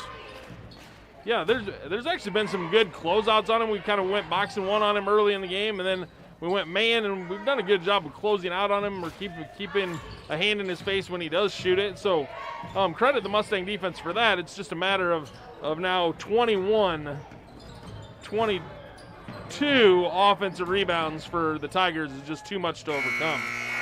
And the last second shot by Chino Lepe is no good, and that'll end the ball game tonight. It's a 55-34 win for the Tigers as they sweep the regular season series, much like the Phillies swept the Red Oak Tigers. So we kind of split that sweeps, the boys and the girls. We'll step aside for about 60 seconds, pay some bills. We'll be right back for a post-game recap. Building your vision is what they help do at Miller Building Supply, Shenandoah. Once you've picked your project, comes the supply list. Miller Building Supply is a full-line lumberyard with electrical, plumbing, and hardware departments and all the tools needed to get the job done. Windows, doors, countertops, tub and shower units, kitchen and bath cabinets, and a fresh coat of paint. Yup, they have all that too. And if you have a question, they work hard to get you an answer. Miller Building Supply in Shenandoah. Don't just dream it. Build it. It's Kane, the real boss at Gowing Plumbing, but don't tell my mom and dad. I'd like to talk to you about tankless water heaters with endless hot water. If low energy bills and higher home values are important to you, you might consider a more efficient tankless water heater from Gowing Plumbing. Call 712-246-1803 and they can help you find the right system for you. Plus, Gowing Plumbing is the only one to call for issues with boiler heat. 24-hour on-call service from Gowing Plumbing. Tell them the boss sent you. Welcome back into the broadcast booth. 55-34, the Red Oak Tigers earned the split tonight in the varsity, Hawkeye 10 varsity doubleheader, and boys a 21-point victor. Coach, final stats here for the Mustangs. What do we got? Yeah, Nolan Mount led the way with 13 points, 4 rebounds, 2 steals. He was followed by Zach Foster. He had 7 points. He had the only 3 for the boys, and we'll get that total for the pink out here in a second. He finishes with 7 points, 3 rebounds. Then you got Evan Holmes. He had 4 points. Clayton Holben, 3 points, 4 rebounds. And then a bunch of guys with 2. Mitchell Jones had 2. Gage Heron with 2. Bo Gardner with 2. And then Dalton Nathan with 1 after his really good night last night. but that's part of the freshman growing up, right? Yeah, growing pains. Well, it's a little bit of a different animal. I know that they're the Griswold Tigers and these are the Red Oak Tigers. So, I mean, quite literally, it's the same animal, but different animal as far as competition. Right. And you could see that tonight. I don't know if we probably played with the same aggression tonight that we played with last night, which is a good sign. But Red Oak significantly better than what we saw last night with Griswold. There wasn't as much contest, I don't think, last night as there was tonight. Red Oak was the better team tonight. Doesn't mean they'll be the better team forever. They're the better team tonight. I was pretty happy with the effort watching. Shots just weren't falling. You've been talking about that all night. Shots not falling, offensive rebounds for Red Oak. I mean, that was kind of the big difference tonight. Yeah, that's the biggest difference tonight for sure. Red Oak ends up with 22 offensive rebounds. That's hard to overcome, and then throw in a not good night of shooting from distance. 1 of 14 for the Mustangs tonight.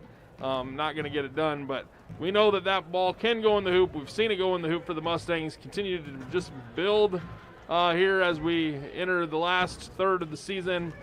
Things are going well for the Mustangs. Just continue to build for sure for the Mustangs. So I said we shot 1 of 14. We added one more 3. That brings our total we made 9 threes tonight for a total of $2,412 going to the Pink Out fundraiser tonight for the American Cancer Society. So great job by the Mustangs and Phillies taking some money from some people and giving it to a good cause. We're just going to throw out an apology because that's awesome. I'm going to throw out an apology. I did this again. I got to do better at this. I said Zach Foster was going to make 3 or 4. I got to stop. If you know I'm going to say something, because we'll talk during breaks, because people don't know that. We'll talk during breaks. If you know I'm going to, you just got to tell me, like, don't, TJ, ease up. You know what happens when you open your mouth. Bad things happen. Just let it play out, because that was my fault. Yeah, so Zach, if you're listening, that's on me. Yep. Sorry, Zach. Yep, that's definitely on me. You'll have better nights for sure, because TJ will stop talking about it pregame. And yeah. Great things will happen after that. Yeah, that's all my fault there. So to recap, 21 points was the difference tonight. Red Oak gets the sweep. The girls get the sweep of Red Oak on the other side, and the next matchup for both of these teams will be Friday, so 2 days of practice. Get ready for the Page County rivalry with Clarinda. Split the last time. That's going to be on KMA and Fuller Digital Solutions. I'll be over there with Carson Schubert doing the ball game. Coach, preliminary thoughts. Let's start right now with the girls going up against Clarinda for a second time. Yeah, the girls played a really solid game the first time around for Clarinda. Maybe it was a little bit of a slow start, but they built their lead throughout. Ended up with a fairly easy victory here at home. The boys, Clarinda is a solid program, solid group of kids that run really fast, and we talked about them being some really fast sprinters on the track. Oh yeah, and so they like to get it up and down. But again, if the Mustangs play solid defense and slow that Clarinda offense down, they can hang right with them too. So it'll be a fun night Friday night in the cross-county rivalry between Clarinda and our Phillies and Mustangs. It'll be nice to be there, nice to call the game. Away games sometimes, especially when other folks are doing them, it's nice to get there and be able to do those. Sad that you're not going to be with me, partner, but you'll be back with me next week for a couple of ball games too. But we'll sign off tonight for Aaron Burdorf. TJ Young, thank you very much. The Pink Out as a whole was a success, raised some money for a good cause. I hope you guys have a wonderful night. And until next time, so long, everybody.